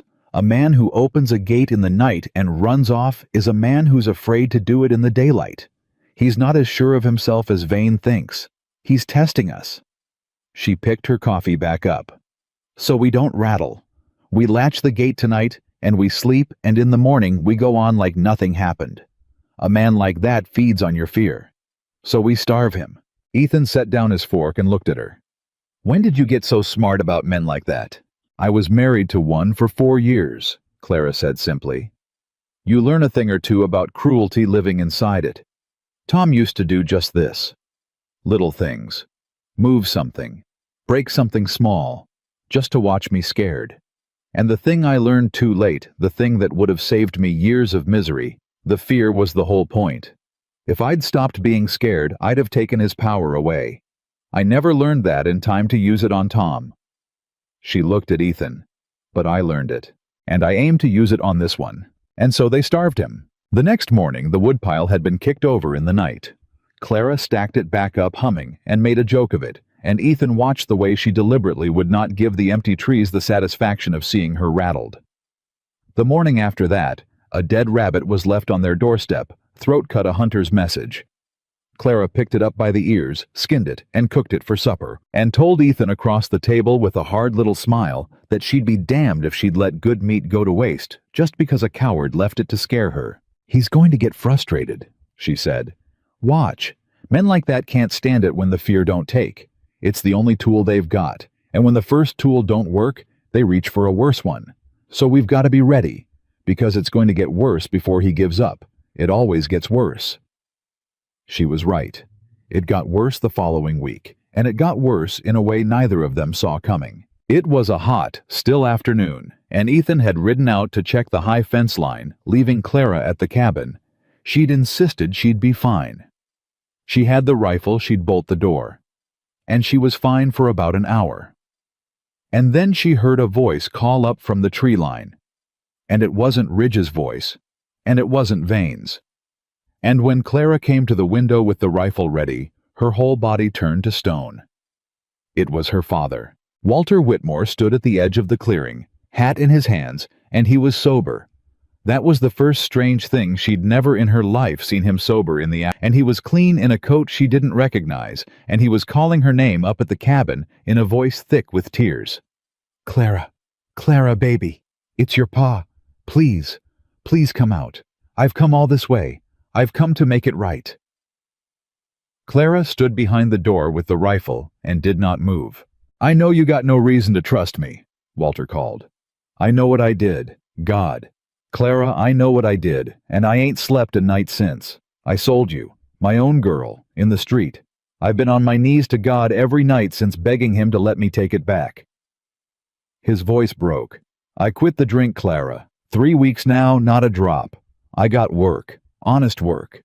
And the first thing I did with my first honest wages was come find you, to say I'm sorry, and to—" he held something up, "to bring you this." Clara's hand tightened on the door. "It's your mother's ring," Walter called. "The one I pawned when you was 12. I got it back, Clara. I hunted it down, and I bought it back, and I brought it up this mountain to put it in your hand where it belongs, because it's yours. It was always yours. Your mama wanted you to have it, and I stole it from you like I stole everything, and I want to give it back before I die. That's all. Just let me put it in your hand, and I'll go. I won't ask for anything. I won't come back if you don't want me to. Just let your old pa give you back the one thing of your mama's you got left." And Clara Whitmore, standing behind the bolted door with the rifle in her hands, felt her whole life crack down the middle. Because she remembered that ring. She remembered her mother's hands, and the ring on them, and her mother dying when Clara was 10, and the ring vanishing 2 years later into a pawn shop to pay a gambling debt, and how she'd cried herself sick over it because it was the last piece of her mother in the whole world. She'd have given anything as a girl to have it back, and here was her father, sober, weeping, holding it up in the sunlight. "Don't," said the hard voice in her that had kept her alive. "Don't you dare open that door. You know him. You know what he is. This is a trick. This is always a trick." But another voice, an older, younger voice, the voice of a 10-year-old girl who'd lost her mother, whispered, "But what if it's real? What if he really did quit? People change. People do change. And it's Mama's ring. It's the last of Mama." Clara stood frozen between the two voices, and she did not know. She truly did not know which one to believe. And that was the cruelest thing of all, that after everything, some small piece of her still wanted her father to be good, still hoped. 27 years of being sold and betrayed and thrown away, and there was still a little girl inside her who wanted her pa to have come to make it right. "Please, baby," Walter wept. "Please, just crack the door. Just look at me." Clara's hand moved to the bolt, and then she stopped, because a memory came to her sharp and sudden, unbidden. Ethan's voice weeks ago teaching her to read tracks in soft ground. A thing that don't belong will always leave a sign if you know how to look. The trick is, you got to want to see it more than you want to believe the pretty story. And Clara, standing at the door with her hand on the bolt, made herself look. Made herself want to see the sign more than she wanted to believe the pretty story about her mother's ring. Her father was clean, in a coat she didn't recognize. A good coat, a new coat. Where does a drunk who just got honest work 3 weeks ago get a good new coat? Where does a man who claims he spent his first honest wages buying back a pawned ring get the money for a coat on top of it? Who bought him the coat? "Pa," Clara called through the door, and her voice was steady and cold, and it surprised her how cold it could be. "That's a fine coat you're wearing." Walter Whitmore faltered. Just a flicker. But Clara was looking for the sign now, and she saw it. This old thing, it's not old, it's new. Newer than anything you ever owned in your life. Clara's grip tightened on the rifle. "Who bought it for you, Pa?" "Nobody bought Clara. I earned it. I told you honest work. 3 weeks of honest work bought a new coat and your dead wife's ring out of a pawn shop 200 miles away in Kansas and paid your way up here to Montana. Besides. Clara's voice rose. You do the arithmetic on that, Pa, because I have, and it don't add up to honest work. It adds up to somebody paying you. It adds up to somebody dressing you clean and putting a ring in your hand and pointing you up this mountain to knock on my door. Her voice cracked, but not with weakness, with fury. Who's paying you, Pa? Is it Vane? Is it that man Ridge? Did they find you drunk in a gutter somewhere and buy you a coat and a story? Did they promise you money to get me to open this door? The silence from the clearing was terrible. And into that silence, Walter Whitmore did the thing that damned him. He didn't deny it. He didn't get angry the way an innocent man gets angry. He just stood there and his shoulders sagged, and after a long moment he said in a small broken voice, They said they wouldn't hurt you. They just wanted you to come out. They said nobody'd get hurt. Clara closed her eyes. There it was. The little girl inside her, who'd wanted her pa to be good, went quiet at last, and Clara felt her die, and it hurt worse than the fire, iron worse than the 4 years, worse than anything. Get off this mountain, Clara said through the door, and her voice did not shake. Take your coat and your borrowed ring, and get off this mountain, and don't you ever come back. Clara, baby, please, You sold me twice, Pa. The tears were running down her face now, but her voice stayed hard as flint. Twice. And this is the third time, and you did it for a coat. You put a price on your own daughter for a coat. So don't you baby me. Get off my mountain before I forget you're my father, and remember only that you're one more man who came up here to sell me. And from the trees a second voice spoke. Dry. Quiet. Snake through grass. Well, said Ridge, stepping out of the tree line behind Walter with his rifle easy in his hands. That was a fine performance wasted. I told you she was sharp, old man. I told Vane too. He didn't want to hear it. He looked up at the cabin. You can come out or you can stay in. Don't much matter to me. I've got all summer. He nudged Walter with the rifle barrel. Go on, Whitmore. Down the mountain. You did your part poorly, but you did it. You'll get your money. Walter Whitmore turned and stumbled down the trail, weeping an old drunk who'd sold his daughter 3 times now, and Clara watched him go through the crack in the door, and she did not feel triumph, and she did not feel anything clean. She just felt hollow and old and tired to her bones. That was how Ethan found her when he rode back an hour later, sitting on the floor of the cabin with her back against the bolted door and the rifle across her knees, staring at nothing. He didn't ask what happened. He just came in and sat down on the floor beside her, his back against the same door, not touching her just there. After a while, Clara said, My father came. I saw the tracks coming up. 2 horses. One I didn't know. Ethan's voice was careful. Ridge brought him. Dressed him up clean and put my mother's ring in his hand and sent him up here to sweet-talk me into opening the door. She let out a breath that shook. He'd have had me too, Ethan. That's the terrible part. For about 10 seconds he had me. My hand was on the bolt. Because it was my mother's ring, and there's still a part of me, after everything that wants my pa to be a good man, so bad I'd walk into a trap to believe it. Ethan was quiet a moment. But you didn't open it. No. I looked for the sign like you taught me. The coat was too new. A drunk 3 weeks sober doesn't have a new coat. She laughed, and there was no humor in it. You saved my life with a lesson about reading tracks, Ethan Callahan. That's a strange thing to owe a man. You saved your own life, Ethan said. Same as always. I just taught you to look. You're the one who wanted the truth more than the pretty story. That's the hard part. Any fool can learn to read a track. Wanting to see it when it breaks your heart, that's the thing most people never manage. Clara turned her head and looked at him. How do you always do that? She said.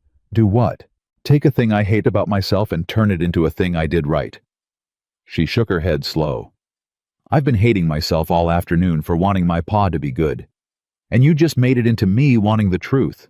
How do you do that? Ethan considered it seriously the way he considered everything. I reckon, he said finally, It's because I spent 7 years doing the opposite. Taking a thing I did right, surviving, coming home, going on, and turning it into a thing I hate. So I know the trick works both directions, and I'd rather run it the good way for you than the bad way on myself. Seems a better use of it. Clara reached over and took his hand off his knee and held it, and the two of them sat on the cabin with their backs against the bolted door, and did not say anything else for a long while, and did not need to. But the trouble was not done. It was in fact only getting started because Silas Vane had not built the biggest spread in 3 counties by giving up when a scheme failed. He had built it by having 10 schemes and running the next one the moment the first one broke. The next scheme was the law. It came 4 days later, and it came in daylight, and it came wearing a badge. Ethan heard the horses and went out to the clearing, and Clara came out behind him with the rifle. They'd stopped pretending she'd stay inside, and up the trail came Ridge. And beside Ridge rode a heavy man with a tin star pinned to his vest and a paper in his hand, and behind them rode Silas Vane, smiling his patient smile once more. "Callahan," Vane called, reining up. "You remember I mentioned the law? Well, here it is. This is Marshal Deakins out of the county seat. And Marshal Deakins has come all the way up your mountain to serve you legal papers on account of your squatting on land I've filed and paid for fair and legal. So you'll want to hear him out." The heavy marshal cleared his throat and held up his paper, not quite meeting Ethan's eye. "Ethan Callahan." He read, "You are hereby notified that the land upon which you reside has been lawfully claimed by Silas Vane under the Homestead Act filing certified in Helena. You are ordered to vacate said land within 30 days, or be removed by force of law." He lowered the paper. "That's the long and short of it, Callahan. I'm sorry to bring it, but it's legal. I checked the filing myself in Helena. It's real." And here was the twist that turned Clara's stomach because she saw the shape of it. At once, it was legal. That was the horror of it. Vane hadn't broken the law. He'd used it. He'd found the one place where the law and justice parted ways, an honest man who'd never filed a paper, and a rich man who had, and he'd driven a wagon straight through the gap. There was no lie to expose, no track to read, no clever thing Clara could say through a door. The paper was true. And true papers, she knew better than anyone, could destroy an innocent life just as dead as false ones. Ethan stood in the clearing and looked at the marshal's paper. And Clara watched the hope go out of his shoulders, watched him understand that this was the one enemy he couldn't fight with his hands, or his rifle, or his oath. 30 days, Ethan said quietly. 30 days. The marshal agreed, and he did look ashamed of it. "I don't like it either, son, but the paper's the paper. A man files, a man owns. That's the law of the territory, and I took an oath to serve it whether I like the taste of it or not." Silas Vane sat on his black horse and drank it in the patient smile spreading wide. 30 days, Callahan, he said, or the marshal comes back with men and burns you out legal. Your choice. Same offer stands though you send the woman down with me today, and I'll let you keep the cabin till spring. Generous to the end, me. He gathered his reins to go well satisfied. And that was when Clara Whitmore stepped forward and said the thing that changed everything. "Marshal," she said, "you checked the filing in Helena. When was it filed?"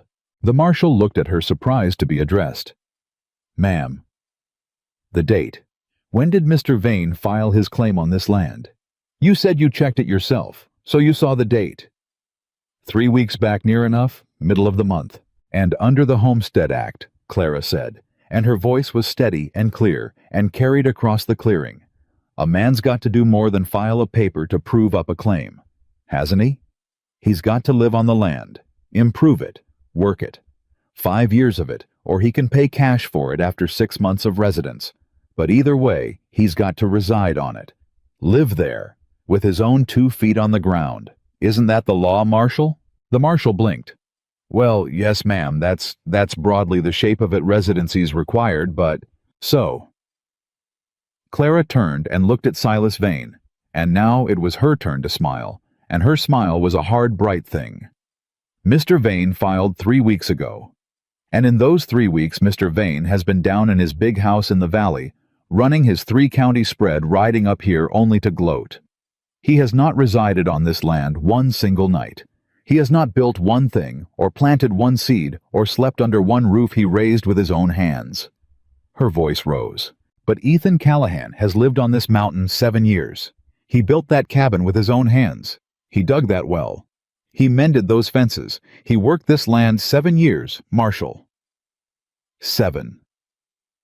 Now you tell me, under the law, you swore to serve which of these two men has actually done the thing the Homestead Act requires? The one who lived here 7 years and improved every inch, or the one who signed a paper in a town 2 days' ride away and never spent a night? The clearing went dead silent. The marshal's mouth had come open. Slowly he looked down at the paper in his hand, and then up at Ethan's cabin, the real weathered 7 years standing cabin, with its well and its fences and its garden, and then at Silas Vane, who had gone very still on his black horse and was no longer smiling at all. "That's—" the marshal started. "That's a lie," Vane said sharply. "The filing is certified. It's legal. Marshal, you've got your orders." "The filing's legal," Clara cut in. "I don't doubt it. You paid the fee and signed the paper, and I'm sure it's all in order in Helena. But a filing isn't a claim, Mr. Vane. A filing's just the start of a claim. And a claim isn't proved up till a man's lived the residency the law demands. You know that. You've built a whole empire buying up land men couldn't prove up. You know exactly how it works, which means you know sitting right there on your horse that Ethan Callahan has a prior claim on this land, an unfiled one, but a real one. 7 years of residence and improvement, which under the doctrine of preemption gives a settler first right to file on land he's already living on and working." Clara looked at the marshal. "That's real too, Marshal. Preemption. A man who settles and improves land in good faith gets first right to file on it ahead of any latecomer. It's been the law 20 years. You can check that in Helena the same as you check the filing." The marshal was staring at her now, like a man who'd expected to serve a paper to a squatter and had instead walked into a courtroom. "Ma'am," he said slowly, "how in the world do you know all that?" "Because I can read," Clara said, and her voice cracked just slightly, just once on the pride of it. "My whole life folks decided I was worth nothing worth selling worth trading like cattle. But nobody ever thought to stop me learning to read, because they didn't think a poor girl reading mattered enough to stop. So I read everything I could get my hands on, including one long winter a book of territorial land law that a lawyer left behind at a boarding house where I was scrubbing floors." She lifted her chin. "They sold me because they thought I was worth nothing, Marshal. Turns out the thing they let me learn because it didn't matter is the very thing that's going to save this man's home. Life's got a sense of humor if you live long enough to see it." For a long moment, nobody spoke. Then the marshal folded his paper slow and put it away inside his vest, and Clara knew she'd won even before he opened his mouth. "Well," Marshal Deacon said heavily, "this has gone considerable more complicated than I was told it would. Mr. Vane, you told me this was a clean-cut squatter on unclaimed land. You did not tell me the squatter'd been here 7 years with a cabin and a well and a fence line, nor that he'd have a prior preemption claim." He looked hard at Vane. "That's the kind of thing a marshal likes to hear about before he rides 2 days up a mountain to serve a man out of his home." "He hasn't filed," Vane started. "He can file tomorrow," the marshal said. "And with 7 years of residence against your 3 weeks and preemption on his side, I'd not want to be the lawyer arguing your case, Silas. Not before an honest judge." He gathered his reins. "I'm not serving this paper. Not today. Not till a judge sorts out whose claim stands, and I've got a strong feeling now which way that's going to go.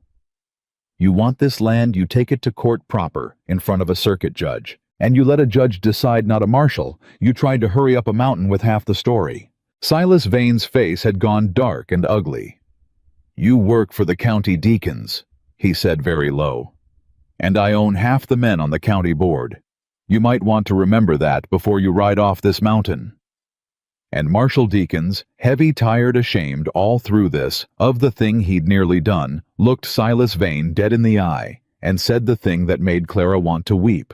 "I've been marshal of this county 22 years, Silas," he said, And I've done some things in that time I ain't proud of, and looking the other way for men like you is most of them. And I'm an old man now, and I'll tell you the truth. I rode up this mountain today, figuring to put another one on the pile. Serve the paper, look away, go home, same as always." He set his jaw. But then this young woman here stood in a clearing with a rifle she didn't raise, and taught me the law I swore to 22 years ago, better than to know it myself in a long while. And I find I'd rather be an honest man for whatever years I've got left than keep on being your dog. So you take it to court, Vane, and I'll ride to Helena myself and tell the judge exactly what I saw up here today. Every word of it." He turned his horse. "Deacons." Vane's voice cracked like a whip. "You'll regret this." "Reckon I might," the old marshal said, unbothered. "But I'll regret it a sight less than I'd have regretted the other." He touched his hat to Clara, a real gesture respectful the tip of a hat to a lady. "Ma'am, that was the finest piece of lawyering I've seen outside a courthouse, and I've seen a few. You ought to have been an attorney." "A poor woman can't be an attorney, Marshal," Clara said. "No," the old man agreed sadly. "No, the world ain't built that way, is it? More's the pity for the world."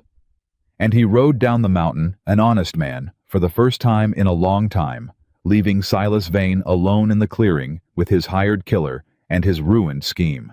Vane sat on his black horse a long moment, and the patient smile was gone. Gone for good this time, and what was underneath it was much worse. He looked at Clara Whitmore standing in the clearing, and the naked hatred in his face made even Ethan take half a step closer to her. "You?" Vane said softly. "You clever, clever girl. You just cost me a marshal and a claim in one afternoon." He shook his head slow. "I have spent 20 years building something in this valley. 20 years. And I have never once been beaten by a woman, let alone a bought one. A debt woman, a nothing off a card table." His voice dropped so low they could barely hear it, and that was worse than shouting. "So here's what's going to happen now. We're done with papers. We're done with marshals and fathers and clever legal talk. You've made this personal, girl, and I'm a man who takes things personal to the end." He looked at Ridge. "The court date'll take weeks to set. Weeks up here, just the two of them alone on this mountain. Do you understand me, Ridge?" "I understand you," Ridge said. "I don't want it clean," Vane said. "I want it slow. I want them to know it's coming. Every night, every day. I want that woman to wish to God she'd come quiet the first time back in the valley, when it would have been a soft life. And when the court date finally comes," his eyes glittered, "I want there to be nobody left up here to argue a claim. Just an empty cabin and a story about a couple who couldn't hack a hard winter and moved on. You take my meaning. I take it." "Do this right," Vane said, gathering his reins, "and there's $1,000 in it. Do it wrong, and you'll wish you had a mountain of your own to hide on." He turned his horse. "Callahan, enjoy your legal victory. It's the last thing you're ever going to win." And Silas Vane rode down the mountain, leaving his killer behind. Ridge did not leave with him. That was the thing that made Clara's blood run cold. Ridge simply nodded, once turned his horse, and rode back down toward his camp within sight of the cabin settling in. Unhurried, a man who'd just been told to take his time and meant to enjoy every minute of it. Ethan and Clara stood alone in the clearing. That went both ways. Ethan said quietly, "You saved the mountain, and you made him decide to stop playing. I know." Clara was shaking now that it was over, the way a body shakes after the danger's past. "I know I did. But Ethan, I couldn't let him take your home. Not without a fight. Not when I had the one weapon nobody thought I had." She looked up at him. "They spent my whole life telling me I was worth nothing. And today the reading they let me do because it didn't matter. It saved everything. I couldn't not use it. Even knowing it'd make him worse. I couldn't stand in that clearing and watch him take your home the way I've watched men take everything my whole life. I'm done watching, Ethan. You know I'm done watching." Ethan Callahan looked at this woman who 3 months ago had stood silent in a street being sold, and who had just, with nothing but the power of her own mind and her own reading and her own refusal to be nothing, beaten a rich man, and turned an old marshal honest, and save the only home Ethan had left in the world. And he did the thing he had been not doing for weeks. The thing he'd told himself he had no right to, given everything she'd been through, given all the men who'd wanted things from her. He reached out slow, giving her every chance to step back, and he cupped the side of her face in his big, rough hand, and he looked at her like she was the only thing on the whole mountain, the only thing in the whole world, and he said, "I have never in my life met anyone like you, Clara Whitmore. Not one soul. And I've got no right to say what I'm about to say, given all you've suffered at the hands of men who wanted things. So you tell me to stop, and I'll stop, and I'll never say it again." He swallowed. "But I've watched you go from a woman who couldn't ask for more than one night's sleep to a woman who stared down Silas Vane in a clearing and won. And somewhere in there, I don't rightly know when I stopped thinking of this mountain as mine and started thinking of it as ours. And I love you. That's the plain truth of it. I love you, and I've loved you a while, and I was too afraid of being one more man who wanted something from you to ever say it." Clara Whitmore went very still under his hand. For a moment she didn't breathe, and then she reached up and put her hand over his hand where it lay against her cheek, holding it there, and her eyes filled, and she said in a voice that shook with something that wasn't fear for the first time in her whole ruined life, "You're not one more man who wants something from me, Ethan. You're the first man in 27 years who ever asked what I wanted." A tear slipped down over both their hands. "And what I want, God help me, I never thought I'd have the nerve to want anything, let alone this. What I want is you. I love you too. I have, since you knelt down in the dirt of that street and asked me a question nobody ever asked me. I just didn't have the words for it till now. I didn't know a body was allowed to want a thing this big."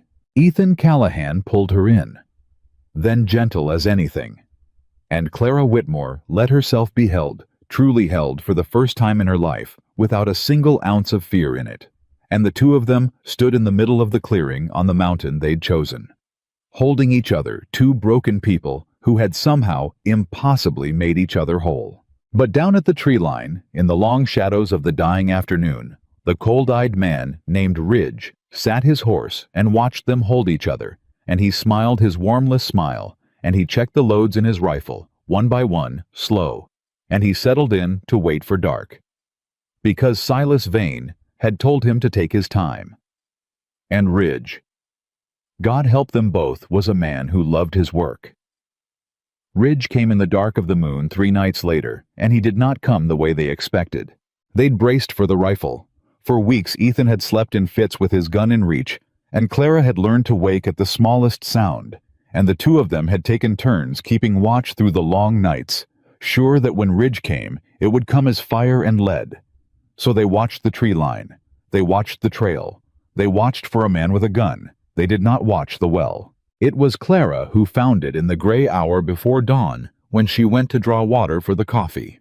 She lowered the bucket and hauled it up, and the smell hit her before the sight did something dead, something rotted, and she looked down into the bucket in the first weak light and saw it and dropped it and screamed once short before she got her hand over her own mouth. Ethan was out the door in his shirt sleeves with the rifle in half a breath. "The well," Clara said, shaking, pointing. "He poisoned the well. There's a dead thing down there, rotted. He put a carcass down our well in the night while we watched the trees." Ethan looked down into the dark of the well and his jaw went tight. "That's why he opened the gate all those weeks back," he said slowly, "and kicked the woodpile, and left the rabbit. He wasn't trying to scare us. He was teaching us where to look, getting us to watch the trees and the trail and the yard so we'd never think to guard the one thing a man can't live a week without." He set his jaw. "The water. He's been playing a long game. He wanted us watching the wrong thing so he could take the right one." Clara felt her stomach drop. "How long can we go without it? There's the creek, half a mile down through Ridge's line of sight. And it's summer and it's dry, and that creek's near to nothing this time of year." Ethan's voice was flat and grim. "He knows that too. He's not trying to kill us quick, Clara. Vane told him slow. This is slow. He's cutting our water and betting we break that we run for the creek and he picks us off, or we panic and run down the mountain into his hands. Either way, he wins. Either way, there's nobody left up here when the court date comes." He looked at her. "That's the trap. And it's a good one. A body can't argue a land claim if a body's dead of thirst." And there it was, the cold arithmetic of it laid bare. Clara understood, standing over the poisoned well in the gray dawn, that Vane had finally found a weapon she couldn't outread and Ethan couldn't outshoot. You couldn't outthink thirst. You couldn't stare down a dry throat. The land law that had saved them from the marshal was worthless against a rotted carcass in the only water for half a mile. "Then we don't run," Clara said. "That's what he wants, so we don't give it to him. Clara, a body needs water. I know what a body needs. I've been hungry and thirsty more of my life than I've been full. Ethan Callahan, don't you tell me what a body needs." Her mind was racing now, the same cold, clear way it had raced at the door with her father at the clearing with the marshal. "We can dig the carcass out, clean the well. It'll be foul a while, but it'll clear water. Moves water cleans itself. The spring that feeds it is still good. How long to make it drinkable again? Days, maybe a week. And every one of those days he's got us pinned betting we crack before it clears." Ethan shook his head. "And the second I go down that well to clean it, I'm at the bottom of a hole with my hands full and my back turned. That's when he takes me. He's not stupid. He'll have thought of that. The poisoned well's a bait too bait to get me down a hole where I can't reach my gun." Clara went cold all over. Because he was right. Of course he was right. Every move Ridge left them was a trap inside a trap. Clean the well, and Ethan's helpless at the bottom of it. Run for the creek, and they're in the open. Run down the mountain, and they're in Vane's hands. Stay put and thirst does the killing for him. There was no move that wasn't a trap. That was the whole design of it. Ridge hadn't cornered them into a bad choice. He'd cornered them into having no choice at all. And that Clara realized, staring down into the fouled water, that was the mistake she could use. "Ethan," she said slowly, "a man who leaves his enemy no way out isn't careful. He's arrogant. He thinks he's thought of everything. And a man who thinks he's thought of everything stops watching for the one thing he didn't think of." She looked up. "He's been watching us for weeks. He knows our habits. He knows you draw the water. He knows I cook. He knows when we sleep and when we wake. He's built his whole plan on knowing us. So what happens if we do something he's never once seen us do? Something that isn't in any of his figuring. Like what? Like leave?" Ethan stared at her. "Not run," Clara said quickly. "Leave, in the daylight. Bold. Pack the horses and ride down the mountain like we've given up, like we've broke like the poisoned well, finally did it, and we're quitting the way he's been betting we'd quit." Her eyes were bright now. "He wants us to break, so we give him exactly what he wants to see. We let him watch us pack up beaten and ride off down the trail with our heads down, and a man who's watched his trap finally spring. A man who's about to earn $1,000. That's a man who relaxes Ethan. That's a man who rides down to tell Vane the good news. That's a man who stops watching the mountain because he thinks he's already won it. And then we don't go to Vane's Valley at all," Clara said. "We go the other way. We go to Helena, to the circuit judge, to the land office, to Marshal Deakins, who swore he'd tell the judge everything he saw. We take the fight Vane thinks he's won off this mountain, and into a courtroom where your 7 years and your preemption claim beats his 3-week filing dead, and where he can't send a killer in the night because it's a court of law with a judge and witnesses and the whole territory watching." She grabbed his arm. "He beat us on the mountain because the mountain's got no law up here but rifles. So we take it somewhere that does have law. We stop fighting him where he's strong, and we fight him where we're strong. And the poisoned well's not the thing that beat us, Ethan. It's the thing that finally set us free to go win." Ethan Callahan looked at Clara Whitmore for a long moment. And then, for the first time in a great while, he smiled, a real one, slow and wide. "You," he said, are the most dangerous person I have ever known. And I mean that as the finest thing I've ever said to anybody."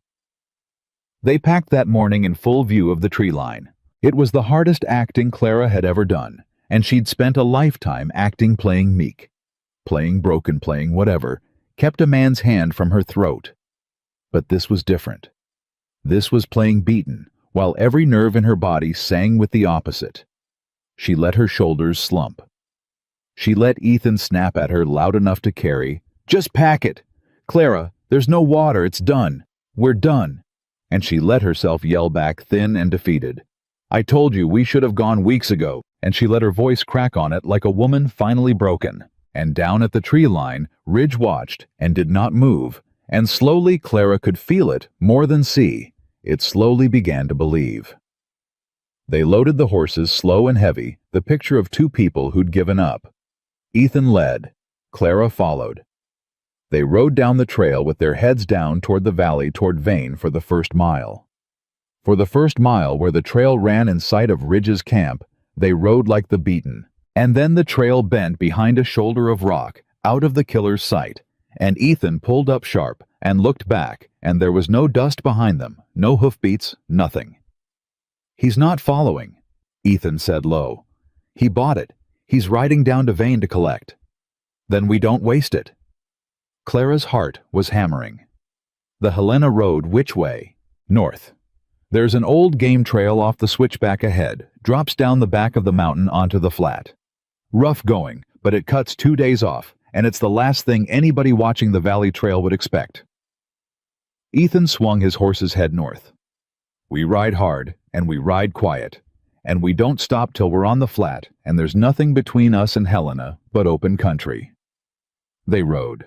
They rode the back of the mountain down a game trail that near broke the horse's legs down through country, so steep Clara had to lean back in the saddle till her spine cried out, and Ethan never once let his pace slack, and Clara never once asked him to. She thought about the 4 years with Tom, about the winters of it, about the fire iron, and she thought, "I survived that. I can survive a hard ride down a mountain. A hard ride toward something is nothing. It's the being trapped that kills you, not the running toward." And then, near the bottom, where the game trail spilled out onto the flat ridge, was waiting for them. He sat his horse in the middle of the trail rifle across his saddle, and his cold eyes were bright with something that was almost admiration. And Clara's whole plan turned to ash in her mouth. That, Ridge said, was good. That was real good. The packing, the yelling. "I told you we should have gone weeks ago." He clicked his tongue. "You had me for a minute, ma'am. You truly did. But you see, I've been hunting men a long time, and the thing about a long time is you learn that the ones who break, they don't pack neat. Broken folks leave things behind. They forget the coffee pot. They ride off half-loaded, weeping in a mess."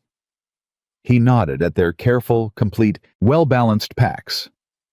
"You packed like people going somewhere they meant to go, not like people running from somewhere they'd lost. So I figured you had a plan. And I figured a woman clever enough to whip a marshal with land law wasn't riding into Vane's Valley to give up. So I rode down the fast way and waited on the flat. And here you are." Ethan's hand had gone to his rifle. "Don't," Ridge said mildly. "I've got the drop and I've got the angle. You clear that scabbard and I put one through you before it's level, and then the lady's alone with me on a flat with nobody for 10 miles, which is a worse day for her than the one she's having now, and she's having a pretty bad one." He kept the rifle easy across his saddle, not raised, not needing to be. "So let's all keep our hands where they are and talk a minute. I'm a reasonable man in my way. More reasonable than Vane if you want the truth.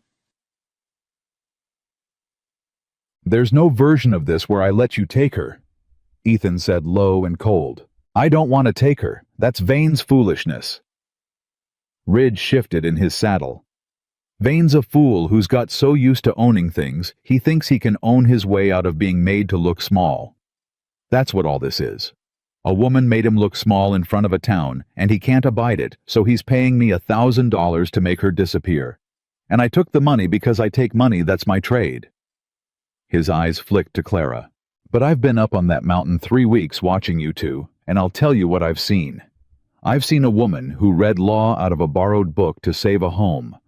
I've seen a man who'd rather die standing next to her than live one more day the coward he thinks he is. And I've been paid $1,000 to put a hole in the middle of the only thing I've seen in 20 years that made me think there might be something in this world worth more than $1,000. He was quiet a moment. That's a strange feeling for a man in my trade. I don't much care for it. Clara's heart was pounding, but she made herself speak, made her voice steady. Then don't do it. It's not so simple, ma'am. Ridge shook his head. I don't do it. Vane finds another man who will, and that man won't have spent 3 weeks getting fond, and he'll do it uglier than I would. And besides, I've got a reputation. A man in my trade lives and dies on it. I take a job, I finish it. I've never once left a job unfinished, and the day I start is the day I'm finished myself. Because the only thing keeping men like Vane from putting a bullet in me is knowing I always deliver. He looked at them both. So you see my trouble. My reputation says finish it, and something I ain't got a name for says don't. And I've been sitting on this flat for an hour, trying to decide which one wins, and I still don't rightly know.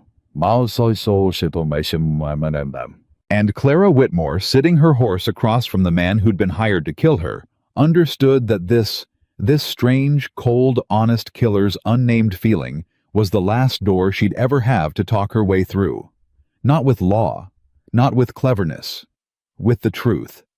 The way Ethan had taught her the day he asked her what she wanted.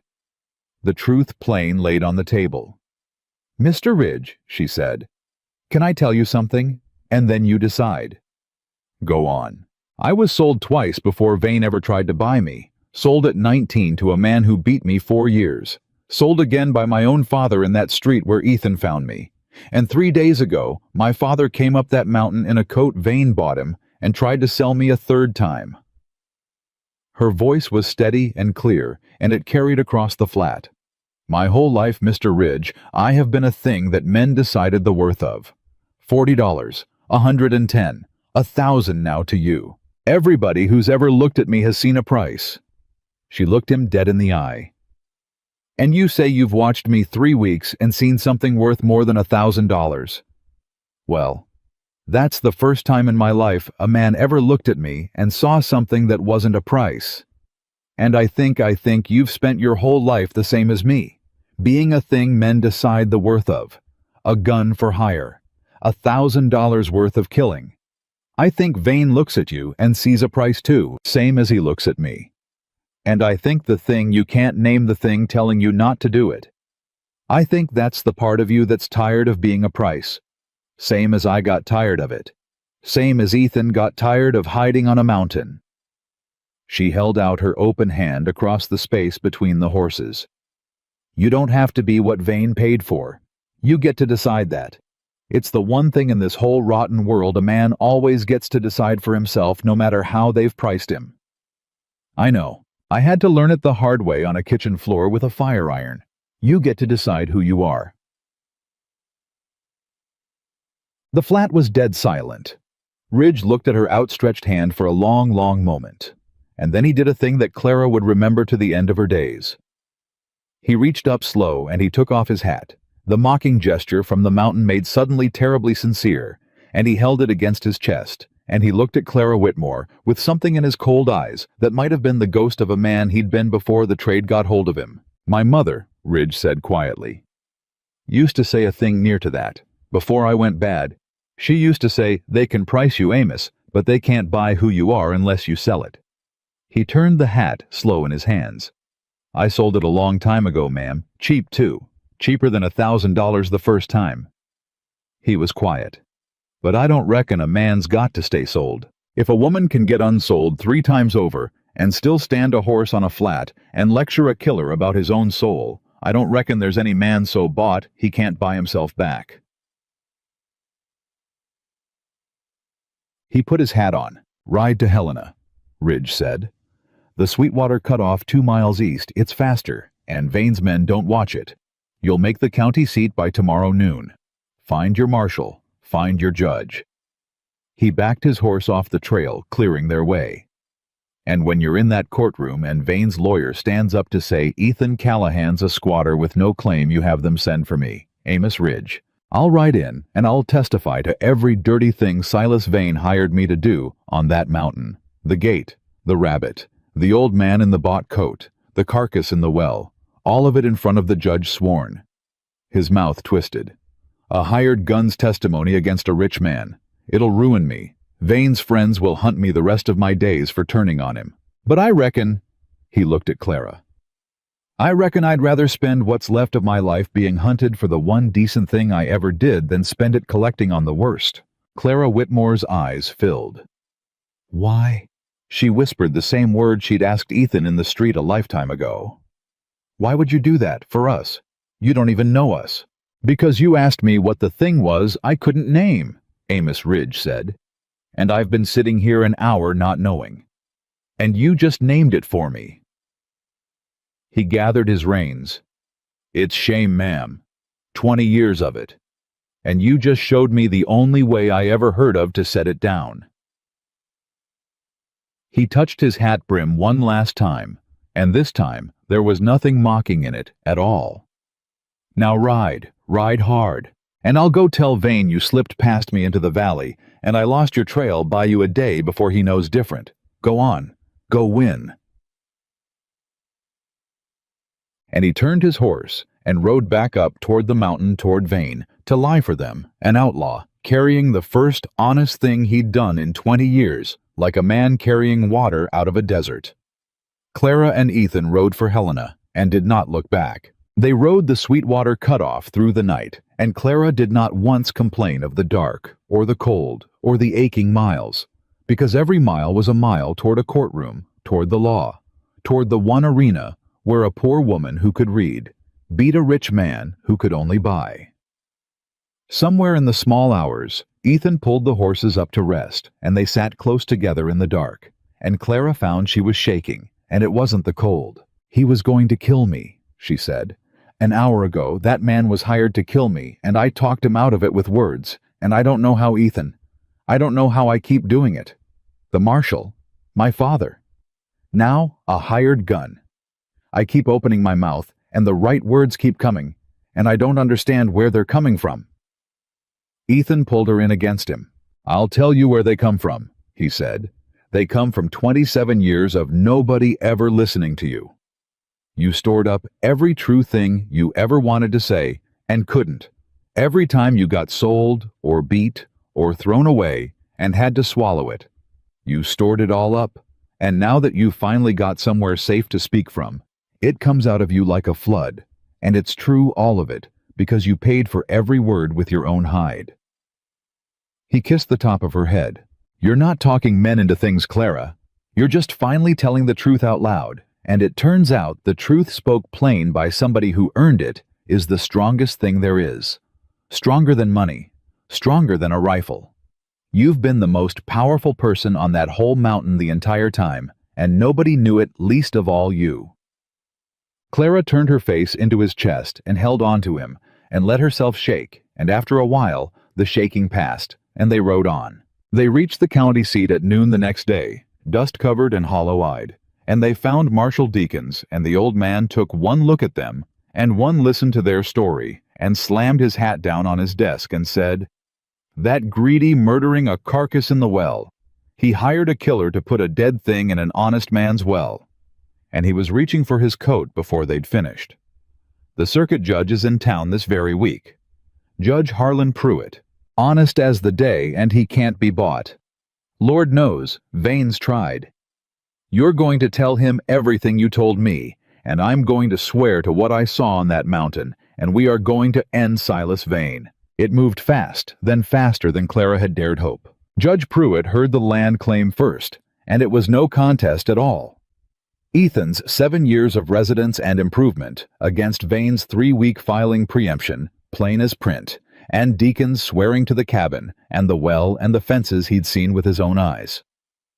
The judge threw out Vane's filing before the noon recess and confirmed Ethan's preemption right on the spot, and Ethan Callahan walked out of that courtroom, the legal owner of the mountain he'd lived on for 7 years, and it should have been the sweetest moment of his life. But Clara wasn't done. Your Honor, she said, standing when she should have sat the way she'd stood in the clearing, when she should have stayed behind the door. The land's the least of it. Silas Vane hired a man named Amos Ridge to drive us off that mountain by any means. He opened our stock in the night. He sent my own father up to trick me. And when those failed, he ordered Mr. Ridge, and I'll swear to this on any Bible you put in front of me, to make us disappear before this very court date, so there'd be no one alive to argue the claim. Her voice rang through the courtroom.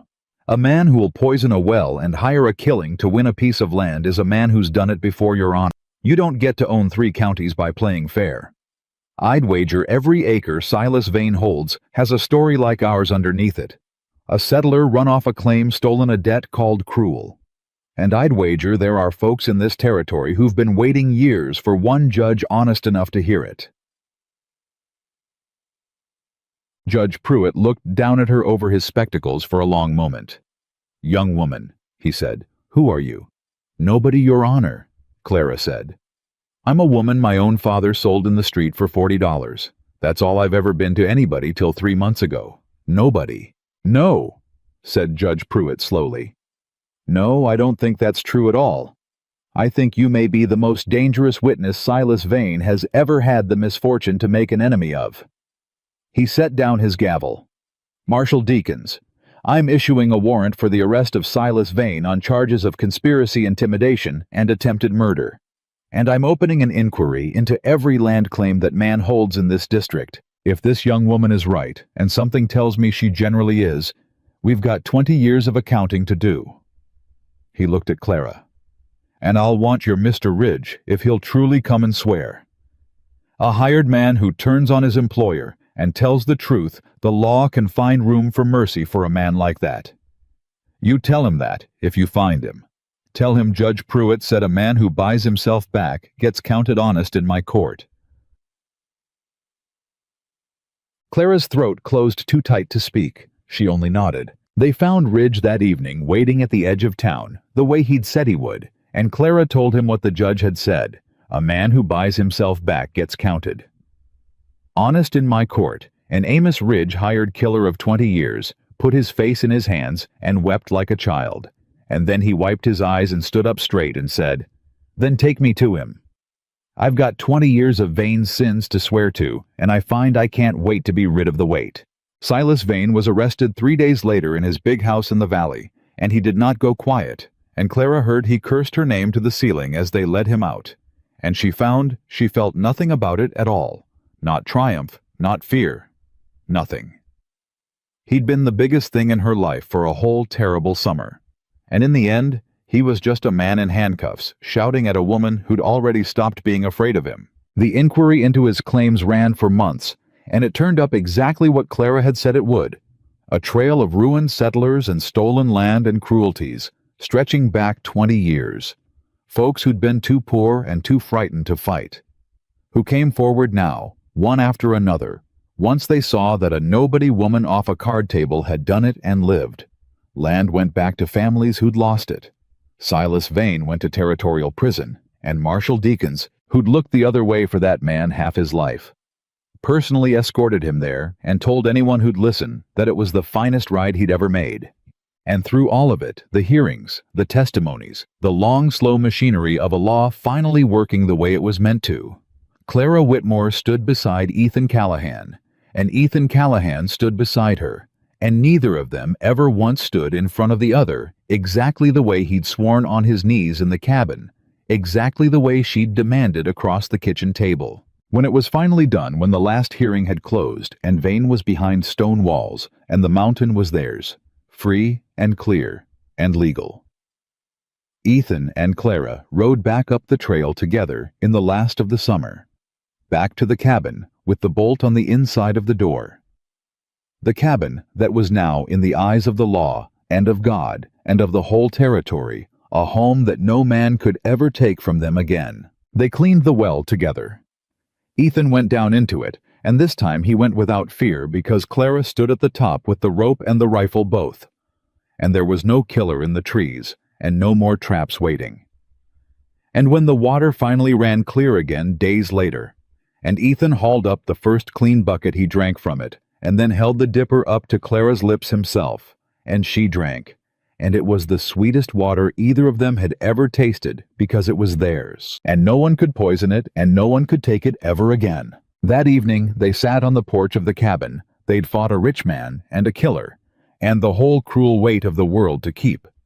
And the sun went down gold over the mountains they owned now, and Clara leaned her head on Ethan's shoulder, and for a long while, neither of them said anything at all. "I keep waiting for the price," Clara said finally, quiet. "That's the thing I can't shake even now. My whole life, every good thing came with a price that came due later. And I keep sitting here waiting for this one's bill. And it doesn't come. It just doesn't come." Ethan put his arm around her and pulled her close. "It's not coming, Clara," he said. "That's the thing you've got to let yourself believe now. It's over. There's no bill. There's no price. There's just this porch and this mountain and you and me and a clean well and a whole rest of a life to live in it." He kissed the top of her head. "You spent 27 years being sold. And you're never going to be sold again. Not for $40, not for $1,000, not for anything, because there's not a man alive who can put a price on a woman who beat Silas Vane with a library book and talked a killing man back to being human. You're not for sale anymore, Clara Whitmore. You never were. You just had to fight a whole cruel world to prove it. And you won." And Clara Whitmore, who had been sold 3 times and had bought herself back with nothing but the truth and the courage to speak it, sat on the porch of her own home, on her own mountain, beside a man who had never once wanted anything from her but to know what she wanted, and she finally let herself believe there was no bill coming. The price would not come due. There was no price. There never had been. She was home. The believing came slow, the way healing always came slow to Clara Whitmore. For weeks after Vane went behind stone walls, she still woke in the gray hours and lay listening for footsteps that weren't coming. She still flinched sometimes when Ethan moved too quick in her side vision. She still once found herself scrubbing a floor that didn't need scrubbing, and Ethan found her at it and didn't say a word. Just knelt down and took the brush out of her hand and set it aside and held her hands till the old panic passed. "It takes what it takes," he told her. "A body doesn't unlearn 27 years of being afraid in one good summer. You don't have to hurry it. I'm not going anywhere. We've got time now, Clara.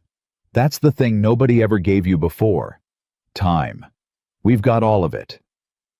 And slowly the way the season had turned her hunted look into a steady one, so slow you couldn't see it happen. And then, one day, it was just done slowly. Clara Whitmore began to believe. It was the small things that did it. It was waking one morning and realizing she'd slept the whole night through and hadn't even noticed because it had stopped being a miracle and started being just her life. It was reaching for the second tin cup without thinking of it as his charity anymore, thinking of it as hers because it was. It was catching herself humming while she worked and not stopping, not looking around to see if it was safe to make noise, because she knew now, in her bones and not just her head, that it was. And one evening in the early autumn, sitting on the porch with the first cool bite in the air, Ethan Callahan cleared his throat in a way she'd never heard him do, and Clara looked over and found the big weathered man gone shy as a boy. "I've got something to ask you," he said, "and I've been trying to work up to it for a month, and I keep losing my nerve, which is a fool thing for a grown man to admit." He turned his hat in his hands the way he did when he was nervous. "And before I ask it, I want to say you can say no. That's the whole thing, Clara. You can always say no to this and to anything, and it changes nothing about the roof over your head or the mountain under your feet. That's yours now regardless. The land's in both our names. I filed it that way. Both names, the week the judge confirmed it. So no man could ever again decide your worth or your place. So this isn't a thing you need. This is only a thing you might want. And if you don't want it, I'll never speak of it again." Clara's heart had started to pound. "Ask me, Ethan." Ethan Callahan got down off the porch step and knelt in the dirt in front of her, the way he'd knelt in the street the first day, so he wasn't looming, so they were eye to eye. And he reached into his shirt pocket and brought out a plain gold band. Not stolen, not pawned, not a bought coat's trick, a real ring bought honest with his own money, and he held it out on his rough open palm. "Clara Whitmore," he said, and his voice shook and he let it. "I spent 7 years believing I'd die alone on this mountain, and believing I deserved to, for a thing I did a long time ago in a field.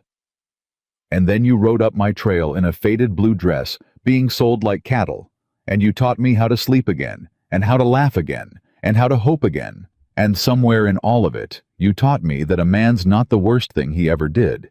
He's what he does after." He swallowed hard. "So I'm asking you. Not because you owe me. Not because you've nowhere else to go. Anywhere in this world now, you're the woman who beat Silas. Vane, doors'll open for you the rest of your life.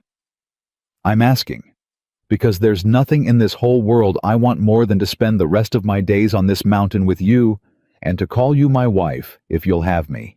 Will you marry me, Clara?" And Clara Whitmore looked down at this man kneeling in the dirt, with a ring on his open palm, and the whole terrible weight of her life rose up in her. At once, the selling. At 19, the 4 years with Tom, the fire iron, the father who'd priced her 3 times, the whole crushing lesson that a poor woman's only worth was what a man would pay. And she understood, sitting on that porch, that this was the moment where all of it either won or lost, because a marriage had been the shape of her ruin every time before. A marriage was how her father had sold her at 19.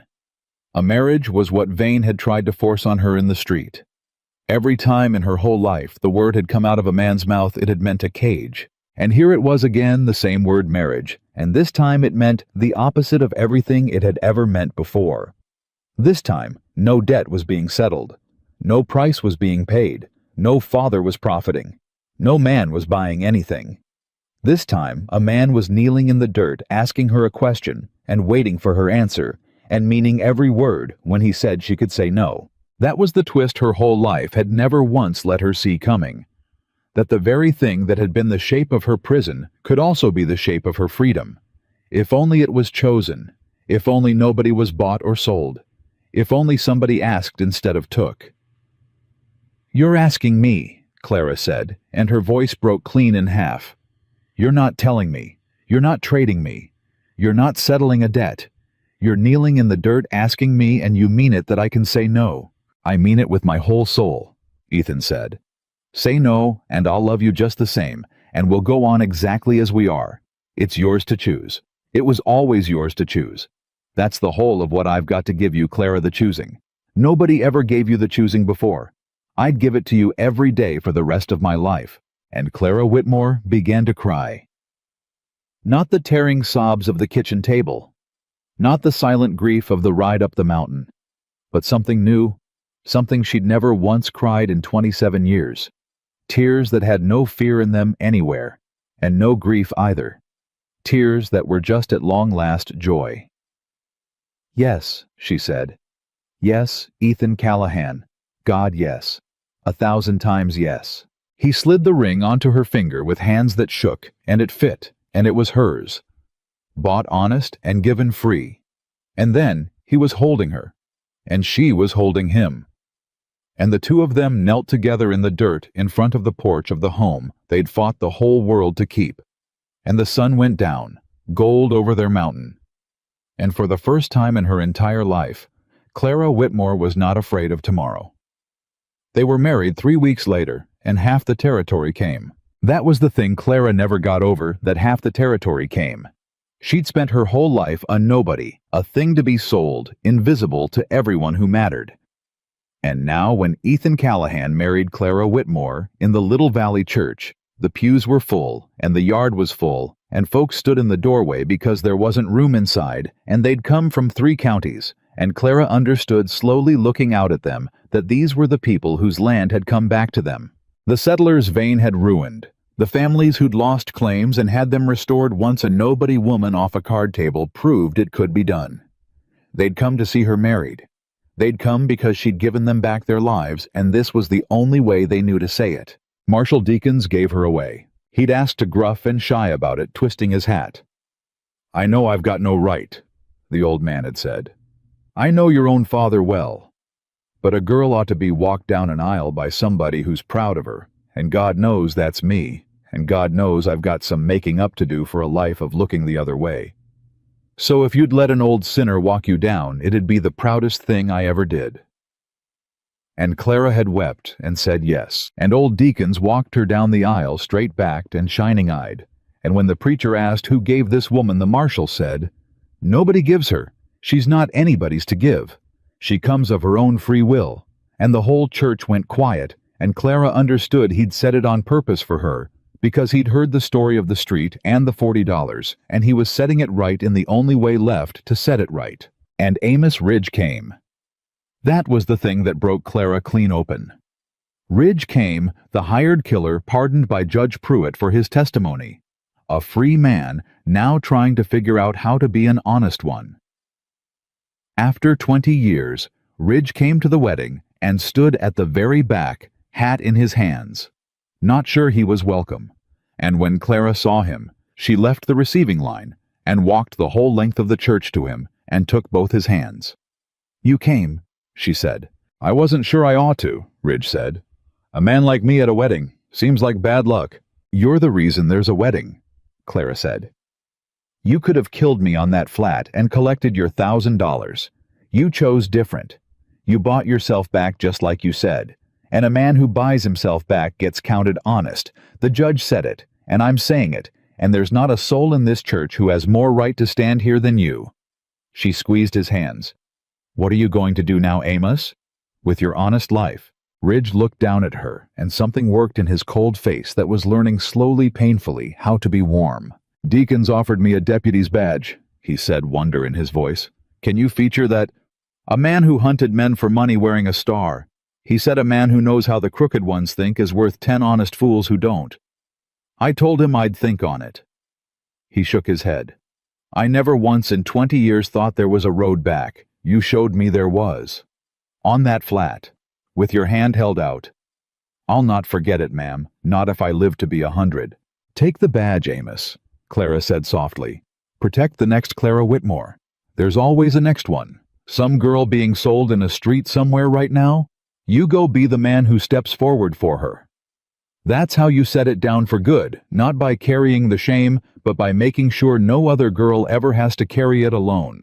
And Amos Ridge took the badge in the end, and became one of the finest deputies the territory ever had, and hunted the cruel and the crooked, as hard as he'd once hunted the innocent, and never once to the end of his days forgot the woman who'd held her hand out to him on a flat when he'd come to kill her. Her father did not come to the wedding. Clara had made sure he knew of it. She'd sent word because she was done being the kind of person who did things in secret and shame. That was Walter's way and never would be hers. But she did not invite him, and he did not come, and she found testing the wound of it that it had finally at long last healed over. Walter Whitmore had sold her 3 times. She had wanted her whole life for him to be a good man, and he never once was, and she had grieved that little girl's want out on the cabin floor the day he came up the mountain in his bought coat, and now there was nothing left to grieve. He was just a sad old man who'd priced his own daughter and lost her for good, and Clara wished him no ill and expected nothing of him ever again, and that she understood was its own kind of freedom too. You didn't have to hate the people who'd hurt you. You just had to stop waiting for them to be different. You just had to let them be exactly as small as they were, and walk on into your own large life without them. The years that came after were good years. That was the plain truth of it, and Clara never once took it for granted because she of all people knew that good years were not owed to anybody, that some folks fought their whole lives and never got a single one. She'd gotten hers late, and she'd fought a rich man and a killer and her own broken heart to get them. And she treasured every ordinary day of them the way only a person who'd starved could treasure bread. They worked the mountain together. The land that had nearly been stolen became under their 4 hands a place that thrived crops in the good soil of the bottomland, cattle on the high summer grass, the cabin grown into a proper house with rooms added on as the years went and the family grew. Because there was a family in time. A daughter first, whom they named after Ethan's mother, and then a son, and Clara Whitmore Callahan, who had been sold 3 times as a thing of no worth, raised her children on that mountain to know from their very first breath that they were beyond all price, not for what they could do, not for what they were worth to anybody, but simply and only because they existed, because they were hers, because they were loved. That's the whole lesson. She told her daughter once, years on the girl old enough to start hearing the shape of where she came from. A person's worth isn't in what they can give somebody. It isn't in what a man will pay. Your grandfather never understood that, and it cost him everything. And I'll not have you grow up not knowing it. You're worth something because you're alive, and you're you. That's all it takes. That's all it ever took. Don't you ever let a single soul in this world tell you different. And don't you ever put a price on your own head to make somebody love you. They'll love you free. The right ones just ask what you want, and then they listen. And her daughter, safe and whole and never once afraid in her whole young life, would not fully understand for years how hard-won those words were, how much blood and how many tears were folded into them. But she'd carry them anyway. That was the thing about the truth, spoke plain by somebody who'd paid for it. It carried. It went on. It outlived the pain that bought it. Ethan changed too over those years, though slower and quieter the way a man changes. The war faces stopped coming every night. Not all at once, and never entirely. Some wounds a body carries to the grave, and Ethan carried his. But he stopped moving up a mountain to get away from people because Clara had brought the people back to him, the church full at their wedding, the neighbors who came at haying time, the children underfoot.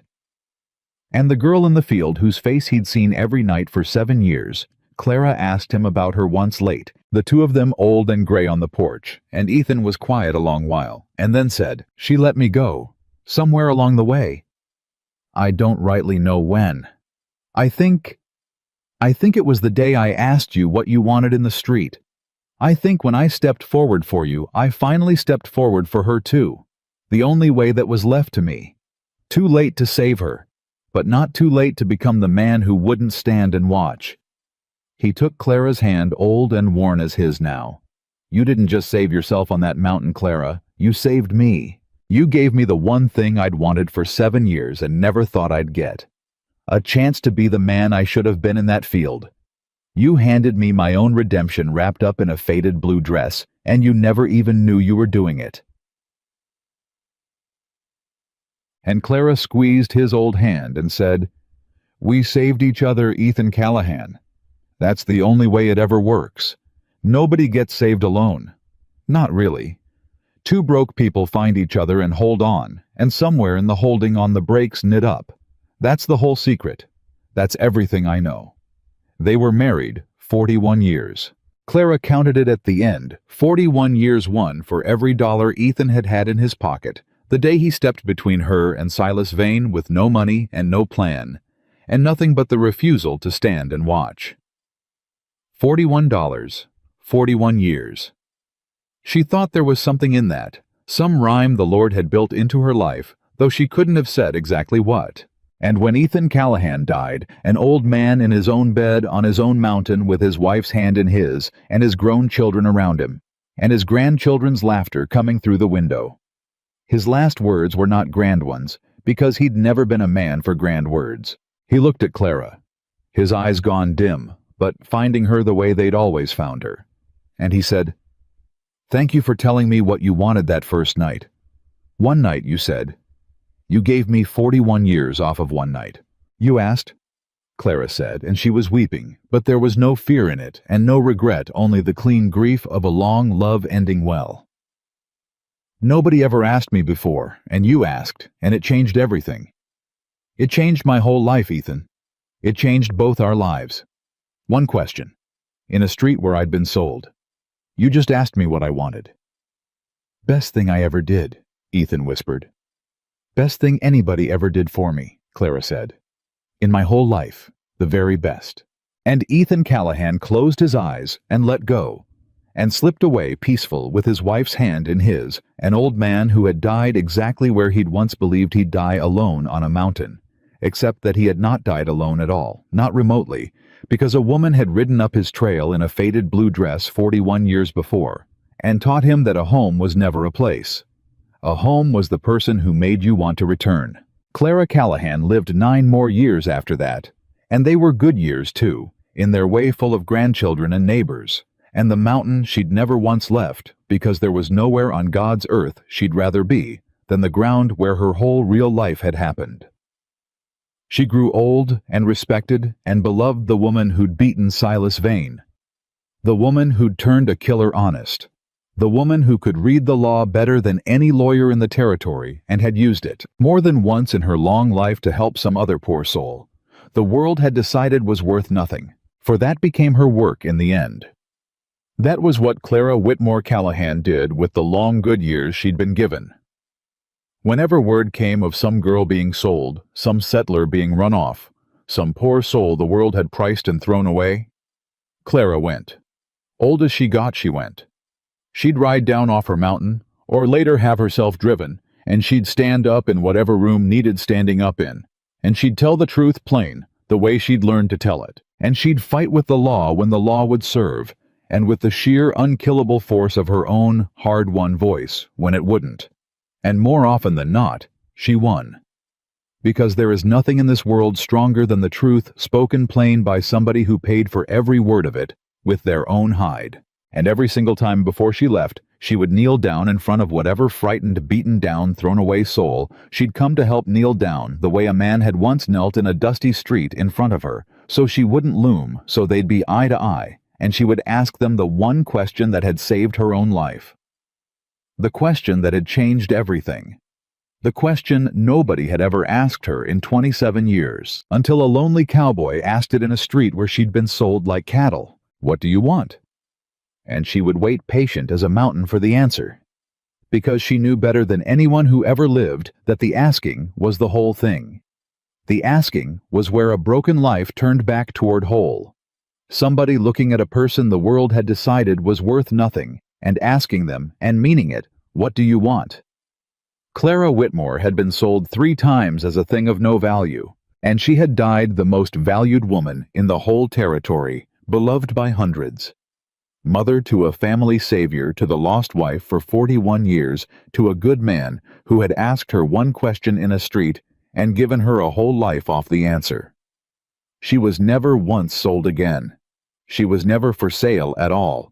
She never had been. And that, in the end, was the truth she'd spent her whole life learning, and the rest of it teaching to anyone who'd hear that a person's worth is not measured by what they can provide, nor by what a man will pay, nor by anything anyone could put a price on, but by the simple, unpriceable, unpurchasable fact that they are alive, and they are human, and they are here. Clara Callahan knew that now, all the way down to her bones, from her first breath every morning to her last one every night. She had learned it the hard way. And she had spent a long, full, beloved life making sure that everyone she could reach learned it the easy way, instead from a gray-haired woman kneeling down in front of them, looking them in the eye, and asking them what they wanted.